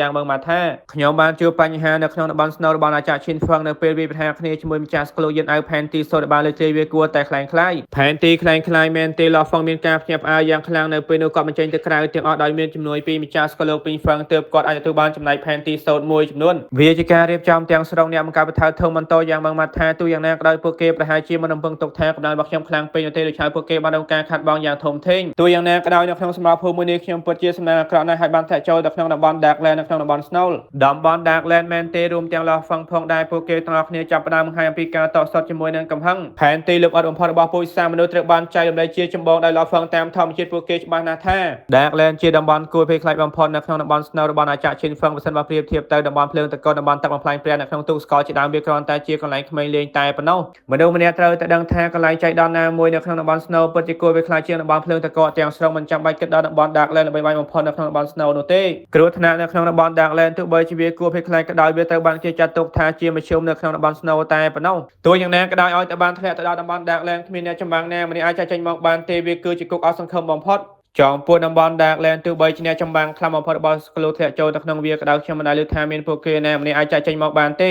អ្នកបង្កើតបន្ថែមធំបានក្លែកមើលពួកគេទាំងអស់គ្នាឲ្យបានសង្កត់ធ្ងន់ថាទោះយ៉ាងណាក៏ដោយពិតជាមានមនុស្សតិចតួចណាស់បានធ្លាក់ចូលមកកាន់តំបន់ Darkland ទី2ខ្ញុំខុសពីអ្នកចម្បាំងខ្លាំងបំផុតនៃស្គលូផ្សេងទៀតបច្ចុប្បន្នខ្ញុំកំពុងតែជាប់គាំងនៅក្នុងតំបន់ Darkland ខ្ញុំពិតជាមិនអាចចាក់ចេញទៅបានទេនៅពេលនេះទោះយ៉ាងណាក៏ដោយឲ្យតែខ្ញុំបន្តផ្សព្វផ្សាយព័ត៌មានច្បាស់ជាគ្មានអ្នកចម្បាំងណាម្នាក់បានដឹងទេខ្ញុំត្រូវការពេលវេលាដើម្បីគិតបន្តិចម្ដងហើយរកផ្លូវចេញនៅពេលនេះពូជសាសមនុស្សត្រូវតែមានទំនងទាបជាមុនសិនអ្នកបង្កើតបន្ថែមធំបានសង្កត់ធ្ងន់ថាដូនតាព្រាហ្មណ៍ត្រូវបានបង្ក្រាបហើយខ្ញុំកំពុងជាប់គាំងជាបណ្ដោះអាសន្នពូជសាសមនុស្សគ្មានអ្នកចម្បាំងខ្លាំងបំផុតដើម្បីការពារទេវាពិតជាមានគ្រោះថ្នាក់ខ្លាំងណាស់ពួកយើងមិនអាចឲ្យព័ត៌មាននេះលេចធ្លាយបានទេបាទពួកគេទាំងអស់គ្នាបានឆ្លើយតបមនុស្សគ្រប់គ្នាដឹងច្បាស់អំពីភាពធ្ងន់ធ្ងរនៅពេលនេះប្រសិនបើគ្មានអ្នកចម្បាំងខ្លាំងបំផុតការពារទេពួកគេច្បាស់ជាមានបញ្ហាធំខ្ញុំនឹងចាចេញនៅពេលនេះខ្ញុំមិនអាចរំខានបានទេប្រសិនបើគ្មានរឿងសំខាន់ទេកុំតាក់ទងមកកាន់ខ្ញុំអ្នកបង្កើតបន្ថែមធំបានសង្កត់ធ្ងន់ហើយចាចេញទៅភ្លាមនៅមុខទីសក្ការបូជាពុទ្ធធម៌ម្ចាស់ស្គលទាំង19នាក់កំពុងតែអង្គុយហើយសម្លឹងមើលគ្នាដោយការព្រួយបារម្ភនៅគឺជាតំបន់ Darkland ហើយជាប់គាំងនៅក្នុងតំបន់ Darkland បើសិនបើអ្នកបង្កើតបន្ថែមធំមិនអាចចាក់ចេញមកបានទេតើពួកយើងគួរធ្វើបែបណាទៅប្រសិនបើគ្មានអ្នកចម្បាំងខ្លាំងបំផុតការពារទេពូជសាសមនុស្សច្បាស់ជាបានជួបបញ្ហារាប់មិនអស់ព័ត៌មានរបស់អ្នកបង្កើតបន្ថែមធំកំពុងជាប់គាំងមិនអាចបែកធ្លាយបានទេមេដឹកនាំទីក្រុងបន្តថាព័ត៌មាននេះជាការសម្ងាត់បំផុតរបស់ពូជសាសមនុស្សលោះហ្វឹងជាមួយអ្នកផ្សេងទៀតបានងូសក្បាលយ៉ាងខ្លាំងភ្លាមដូចជាមេដឹកនាំទីក្រុងម្ចាស់ស្គលDarklandលោះហ្វឹងជាមួយអ្នកផ្សេងទៀតកំពុងតែមានការថប់បារម្ភរំពេចនៅសមត្ថរបស់អ្នកបង្កើតបន្ថែមធំបានលេចឡើងម្ដងទៀតនៅលើតុវែងភ្នែករបស់គាត់ពោពេញទៅដោយការតស៊ូជាមួយនឹងការខឹងសម្បាក៏បានស្អែកឡើងថាត្រូវចាំថាកំមកតំបន់ Darkland កុំមកឲ្យសោះភ្លាមសមត្ថរបស់អ្នកបង្កើតបន្ថែមធំបានទៅវិញលោហ្វឹងជាមួយម្ចាស់ស្គលទាំង19នាក់បានក្រោកឈរឡើងយ៉ាងខ្លាំងពួកគេមានអារម្មណ៍ថាមានអ្វីមួយខុសប្រក្រតីហើយតើមានរឿងអ្វីមែនទេតើអ្នកបង្កើតបន្ថែមធំបានជួបរឿងអ្វីមែនទេហេតុអ្វីបានជាគាត់បាក់ខ្លួនត្រឹមតែពាក្យមួយប្រយោគពួកគេទាំងអស់គ្នាមានការភ័យខ្លាចទាំងស្រុងក្នុងពេលត្រឹមតែ3សង្ខិនការបញ្ចេញមតិរបស់ម្ចាស់ស្គលមាសពោពេញទៅដោយការភ័យខ្លាចក៏បានស្អែកឡើងដោយផ្ទាល់ថាស្គលខាងតូចរបស់អ្នកបង្កើតបន្ថែមធំចាប់ផ្ដើមបែកបាក់ហើយបន្ថែមធំបានស្លាប់ហើយសកលលោកខ្នាតតូចកំពុងបែកបាក់មែនទេបន្ថែមធំបានស្លាប់ហើយមែនទេពួកគេទាំងអស់គ្នាមានការស្លងកាំងទាំងស្រុងលោហ្វាំងមេដឹកនាំទីក្រុងម្ចាស់ស្គលដាកនេះជាមួយអ្នកផ្សេងទៀតបានឈរនៅកន្លែងមួយនោះតែមានការស្លងកាំងយ៉ាងខ្លាំងចំពោះព័ត៌មានភ្លាមនេះជាដំណឹងអាក្រក់បំផុតវាជាដំណឹងអាក្រក់បំផុតសម្រាប់ពូជសាសមនុស្សទាំងមូលលោហ្វាំងមេដឹកនាំទីក្រុងម្ចាស់ស្គលដាកនេះម្ចាស់ស្គលមាសម្ចាស់ស្គលផឹងកងម្ចាស់ស្គលយូហមម្ចាស់ស្គលឈីងដងពួកគេទាំងអស់គ្នាមានការព្រួយបារម្ភកំហឹងជាមួយនឹងការភ័យខ្លាចនៅក្នុងភ្នែករបស់ពួកគេពូជសាសមនុស្សដែលនៅសេសសល់តែអ្នកចម្បាំងខ្លាំងបំផុតរបស់ស្គលម្នាក់ពិតជាបានធ្លាក់ចុះមែនសកលលោកពុទ្ធធម៌ជាសកលលោកខ្នាតតូចមួយក្នុងចំណោមសកលលោកខ្នាតតូចទាំងពីរគ្រប់គ្រងដោយពូជសាសមនុស្សដោយសារតែដូនតាព្រាហ្មណ៍ត្រូវបានបង្ក្រាបតាំងពីយូរណាមកហើយការកើនឡើងរបស់សកលលោកបឋមមិនទាន់ពេញលេញទេហើយគ្មានមនុស្សធម្មតាច្រើនទេរស់នៅក្នុងទីក្រុងសកលលោកបឋមពួកគេភាគច្រើនសុទ្ធតែជាអ្នកចម្បាំងពិតប្រាកដតែប៉ុណ្ណោះទោះយ៉ាងណាក៏ដោយសកលលោកពុទ្ធធម៌មានការវិវត្តតាំងពីយូរណាមកហើយមានសត្វធម្មតារមណរស់នៅក្នុងកន្លែងមួយនោះតើមានរឿងអ្វីមែនទេមេស្លាហើយមែនទេនៅក្នុងតំបន់មួយនៅក្នុងសកលលោកពុទ្ធធម៌តកោភិជារបស់ក្រុមហ៊ុនអ្នកបង្កើតពុទ្ធធម៌ទាំងអស់សុទ្ធតែមានការភ្ញាក់ផ្អើលហើយមានការភ័យសន្ស្លោផ្ទៃមេឃស្ងប់ស្ងាត់ហើយស្រស់ស្អាតនៅពេលនេះពោពេញទៅដោយស្នាមប្រេះគ្មានទីបញ្ចប់ហើយផ្ទៃមេឃនិងផែនដីចាប់ផ្ដើមបែកបាក់លំហអវកាសចាប់ផ្ដើមញ័រពីមួយពេលទៅមួយពេលស្នាមប្រេះនៅក្នុងលំហអវកាសចាប់ផ្ដើមកើនឡើងមនុស្សមានសំណាងខ្លះបានរងផលប៉ះពាល់ដោយស្នាមប្រេះទាំងនោះនៅកន្លែងខ្លះទៀតបាក់ខ្លួនពាក់កណ្ដាលខណៈពេលខ្លះទៀតត្រូវវិនិច្ឆ័យទាំងស្រុងភ្លាមការប្រេះស្នាមដ៏ធំបានលេចឡើងនៅលើលំហអវកាសឆាប់ឡើងទៅប្រមូលគ្នាភ្លាមទៅគម្រោតតែម្នាក់ឯងប្រជែងអត្រីមួយអង្គឈរនៅកណ្ដាលលំហអវកាសទឹកមុខរបស់គាត់ពោពេញទៅដោយការព្រួយបារម្ភបន្ទាប់ពីនោះក៏បាន teleport សិនហើយរសារទុកមនុស្សមួយចំនួនចូលទៅក្នុងជាជាអវកាសរបស់គាត់នៅក្នុងតំបន់នេះមានមេតបស្កលលោក12នាក់អត្រីអមតៈ399នាក់ហើយអត្រីអមតៈដែលអាច teleport សិនបានកំពុងតែប្រមូលអិសរាជជនសំខាន់នៃពូជសាសមនុស្សយ៉ាងឆាប់រហ័សហើយហងជាម្នាក់នៅក្នុងចំណោមពួកគេប្អូនប្រុសតំបន់នេះចាប់ផ្ដើមបែកបាក់ហើយញ៉ាំនាំពួកអិសរាជជនទៅកាន់ទីឆ្ងាយភ្លាមទៅបន្តមកនាំពួកគេទៅកាន់តំបន់សំខាន់ភ្លាមចិត្តរបស់ហងនៅតែញាប់ញ័រជាមួយបងប្រុសរបស់គាត់មានម្លេះពួងផុតនៅក្នុងតំបន់មួយនេះហើយក៏ជាសិស្សផ្ទាល់របស់អ្នកបង្កើតបន្ថែមធំផងដែរមេតបស្កលលោកដែកបាទហងបានឆ្លើយតបគាត់កំពុងតែ តែ teleport សិនភ្លាមហើយដោយសារទុកពួកអិសរាជជនយ៉ាងច្រើនចូលទៅក្នុងជាជាអវកាសរបស់គាត់ទោះយ៉ាងណាក៏ដោយហងមានការព្រួយបារម្ភជាមួយការភ័យខ្លាចយ៉ាងខ្លាំងផ្លាកសញ្ញាលោកគ្រូបានផ្ដល់ឲ្យខ្ញុំដើម្បីសុំជំនួយតាមពិតទៅគ្មានម្ចាស់ទៀតទេហងមានអារម្មណ៍តក់ស្លុតក៏មានអារម្មណ៍ហាក់បីដូចជាមេកំពុងធ្លាក់ចុះហើយស្កលលោកខ្នាតតូចនេះគឺជាស្កលលោកខ្នាតតូចរបស់លោកគ្រូអ្នកបង្កើតពធធំនៅពេលនេះស្កលលោកខ្នាតតូចទាំងមូលកំពុងចាប់ផ្ដើមបែកបាក់តើវាអាចទេថាលោកគ្រូពិតជាបានស្លាប់ហើយមែនទេហងមានការព្រួយបារម្ភយ៉ាងខ្លាំងគាត់ច្បាស់ណាស់ថាតើលោកគ្រូអ្នកបង្កើតពធធំសំខាន់ប៉ុណ្ណាចំពោះពូជសាសន៍មនុស្សទាំងមូលគាត់ជាអ្នកចម្បាំងខ្លាំងបំផុតរបស់ស្កលលោកតែម្នាក់គត់គាត់ជាសសរស្គមយ៉ាងពិតប្រាកដនៃពូជសាសន៍មនុស្សទាំងមូលប៉ុន្តែនៅពេលនេះក៏បានធ្លាក់ចុះហើយពួកគេបានភៀសខ្លួនឲ្យការភ័យខ្លាចហងជាមួយអ្នកផ្សេងទៀតទើបតែបានប្រមូលពួកអិសរាជជនសំខាន់បំផុតនៃពូជសាសន៍មនុស្សចូលទៅក្នុងជាជាអវកាសរបស់ពួកគេតែប៉ុណ្ណោះសមាជិកគ្រួសារមិនសូវសំខាន់ពីច្រើននៅពាក់កណ្ដាលផ្លូវនៅពេលការបញ្ជាទិញមកដល់ញ៉ាប់ទៅកាន់តំបន់សំខាន់បើសិនបើអ្នកពញាពេលយូរជាងនេះទៀតអ្នកច្បាស់ជាមិនអាចចាក់ចេញទៅបានទេប៉ុន្តែនៅពេលមានសម្ដែងភាពអស់សង្ឃឹមមនុស្សអមតៈជាមួយមេតបស្កលលោកមិនហ៊ានស្ទាក់ស្ទើរទាល់តែសោះដោយសារតែនៅក្នុងជាជាអវកាសរបស់ពួកគេមានពួកអិសរាជជនសំខាន់បំផុតរបស់ក្រុមហ៊ុនអ្នកបង្កើតបថៅធំបើសិនបើពួកគេមានការស្ទាក់ស្ទើរពួកអិសរាជជនដែលពួកគេបាននាំមកជាមួយប្រហែលជាមិនអាចចាក់ចេញទៅបានទេភ្លាមនៅក្នុងលំហអវកាសហងជាមួយអ្នកផ្សេងទៀតបានគេខ្លួនពីមួយទៅមួយហើយបានមកដល់ទីធ្លាដ៏ធំមួយក្នុងមួយរំពេចភ្នែកការបែកបាក់ចាប់ផ្ដើមកាន់ឡើងដល់តំបន់ teleportation នៅពេលចូលទៅកាន់តំបន់សំខាន់ហងជាមួយអ្នកផ្សេងទៀតបានឃើញសម្បត្តិអស្ចារ្យចំនួន3គឺម្ចាស់ស្កលោកមាសម្ចាស់ស្កលោកអាប់ជាមួយដើមឈើដូនតាឆាប់ឡើងទៅម្ចាស់ស្កលោកមាជាមួយនឹងម្ចាស់ស្កលោកអាប់ជាម្ចាស់ស្កលោករបស់ក្រុមហ៊ុនអ្នកបង្កើតបថៅធំហើយដើមឈើដូនតាក៏ជាមេតបស្កលោកកម្ពុជាដាច់ខាតផងដែរទោះបីជាស្កលោកខ្នាតតូចមួយបានធ្លាក់ចុះហើយថាពលចលាចលនៅក្នុងសមូលហធាតុបានជ្រាបចូលក៏ដោយពួកគេនៅតែអាចរស់បានប៉ុន្តែមេតបស្កលោកជាមួយនឹងមនុស្សអមតៈភាគច្រើនច្បាស់ជាមិនអាចរស់នៅបានទេនៅក្នុងបរិយាកាសរបស់សមូលហធាតុគ្មានទីបញ្ចប់ឆាប់ចូលទៅមនុស្សគ្រប់គ្នាឆាប់ឡើងទៅម្ចាស់ស្កលោកមាបានចេញបញ្ជាខ្លាំងក្នុងពេលជាមួយគ្នាក៏បានធ្វើការ teleport សិនម្ដងហើយម្ដងទៀតដោយប្រមូលមនុស្សអមតៈជាមួយមេតបស្កលោកទៅជាមួយហងជាមួយអ្នកផ្សេងទៀតទើបទៅបានមកដល់លំហធំមួយហើយត្រូវបានម្ចាស់ស្កលោកមាប្រមូលយ៉ាងលឿនចូលទៅក្នុងជាជាអវកាសពួកគេមានអារម្មណ៍ថាស្កលោកមានការផ្លាស់ប្ដូរទេសភាពនៅចំពោះមុខពួកគេចាប់ផ្ដើមផ្លាស់ប្ដូរហើយអ្វីគ្រប់យ៉ាងបានត្រឡប់មកកាន់សភាពធម្មតាវិញនៅលើវាលទំនាបដ៏ធំមួយគឺមានមនុស្សអមតៈជាមួយមេតបស្កលោកមានពួកគេ1000នាក់កំពុងតែនៅកន្លែងមួយនោះប៉ុន្តែភ្នែករបស់ពួកគេពោពេញទៅដោយការភ័យខ្លាចជាមួយការមិនជឿជាក់ស្ដែងពួកគេមិនទាន់បានធូរស្រាលពីការភ្ញាក់ផ្អើលនៅឡើយទេបងប្រុសមេតបស្កលោកដាច់បានឈរនៅពីចំហៀងហើយសម្លឹងមើលហងថាតើរបស់ដែលលោកគ្រូបានផ្ដល់ឲ្យអ្នកមានការផ្លាស់ប្ដូរទេហងបានងូក្បាលថាវាជារបស់ដែលគ្មានម្ចាស់ទេការបញ្ចេញមតិរបស់មេតបស្កលោកដៃពិតជាអាក្រក់ក៏ប្រាប់ខ្ញុំថាលោកគ្រូពិតជាបានស្លាប់មែនទេលំហផ្សេងរបស់ស្កលោកពុទ្ធៅធំរួមទាំងលំហសំខាន់កំពុងតែចាប់ផ្ដើមធ្លាក់ចុះហងមានតែបុកស្អីស្លាំងថាតើលោកគ្រូស្លាប់ហើយមែនទេម្ចាស់ស្កលោកមានម្ចាស់ស្កលោកអាប់ជាមួយដើមឈើដូនតាបានឈរនៅកណ្ដាលលំហអវកាសនៅពីចម្ងាយថាភ្នែករបស់ស្កលោកខ្នាតតូចបានចាប់ផ្ដើមប្រេះបែកហើយថាមពលចលាចលមកពីសមូលហធាតុចាប់ផ្ដើមទាបចូលនេះគឺជាថាមពលបរិសុទ្ធបំផុតមនុស្សជាថាមពលចលាចលនៅក្នុងទីក្រុងស្កលោកបាថមទេឆាប់ឡើងពួកយើងទៅកាន់កន្លែងផ្សេងទៀតហើយមើលថាតើពួកយើងអាចជួយសង្គ្រោះមនុស្សបន្ថែមទៀតឬអត់ម្ចាស់ស្កលោកមាសបានបញ្ជា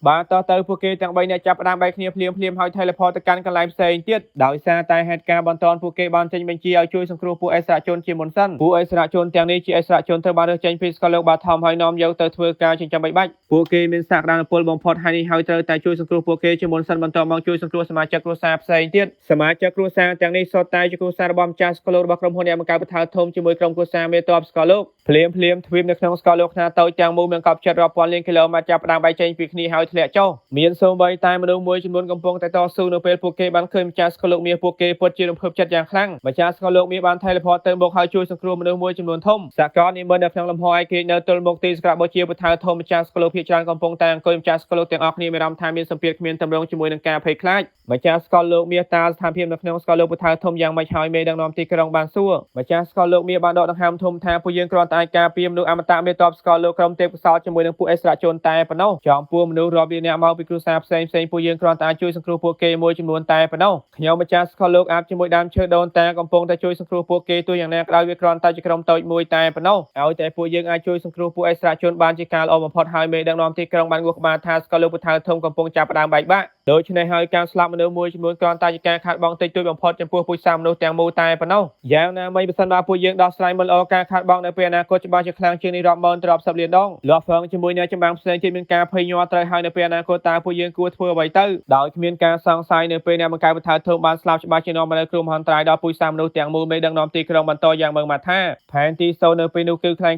តែអ្នកចម្បាំងមួយណាបង្កើតវាហេតុអ្វីបានជាបថៅធំបានធ្លាក់ចុះលឿនបែបនេះនៅក្នុងតំបន់ដាកឡែនទាំងនេះជាអត្តកម្បាំងទាំងអស់ខ្ញុំដឹងថាអ្នកទាំងអស់គ្នាចង់ដឹងសូម្បីតែចង់សងសឹកឲ្យបថៅធំទោះយ៉ាងណាក៏ដោយសម្រាប់ពូជសាសន៍មនុស្សនៅពេលនេះអ្វីទាំងអស់ត្រូវបានទុកចោលជាបណ្ដោះអាសន្នការស្វែងរកអ្នកបង្កហេតុជាមួយការសងសឹកជាបញ្ហានៅថ្ងៃអនាគតតើអ្នកទាំងអស់គ្នាយល់ទេមេដឹកនាំទីក្រុងបានសម្លឹងទៅកាន់ម្ចាស់ស្កលោកទាំងអស់យល់ហើយនៅពេលនេះបញ្ហាសំខាន់បំផុតគឺជួបវាសនានៃពូជសាសន៍មនុស្សទាំងមូល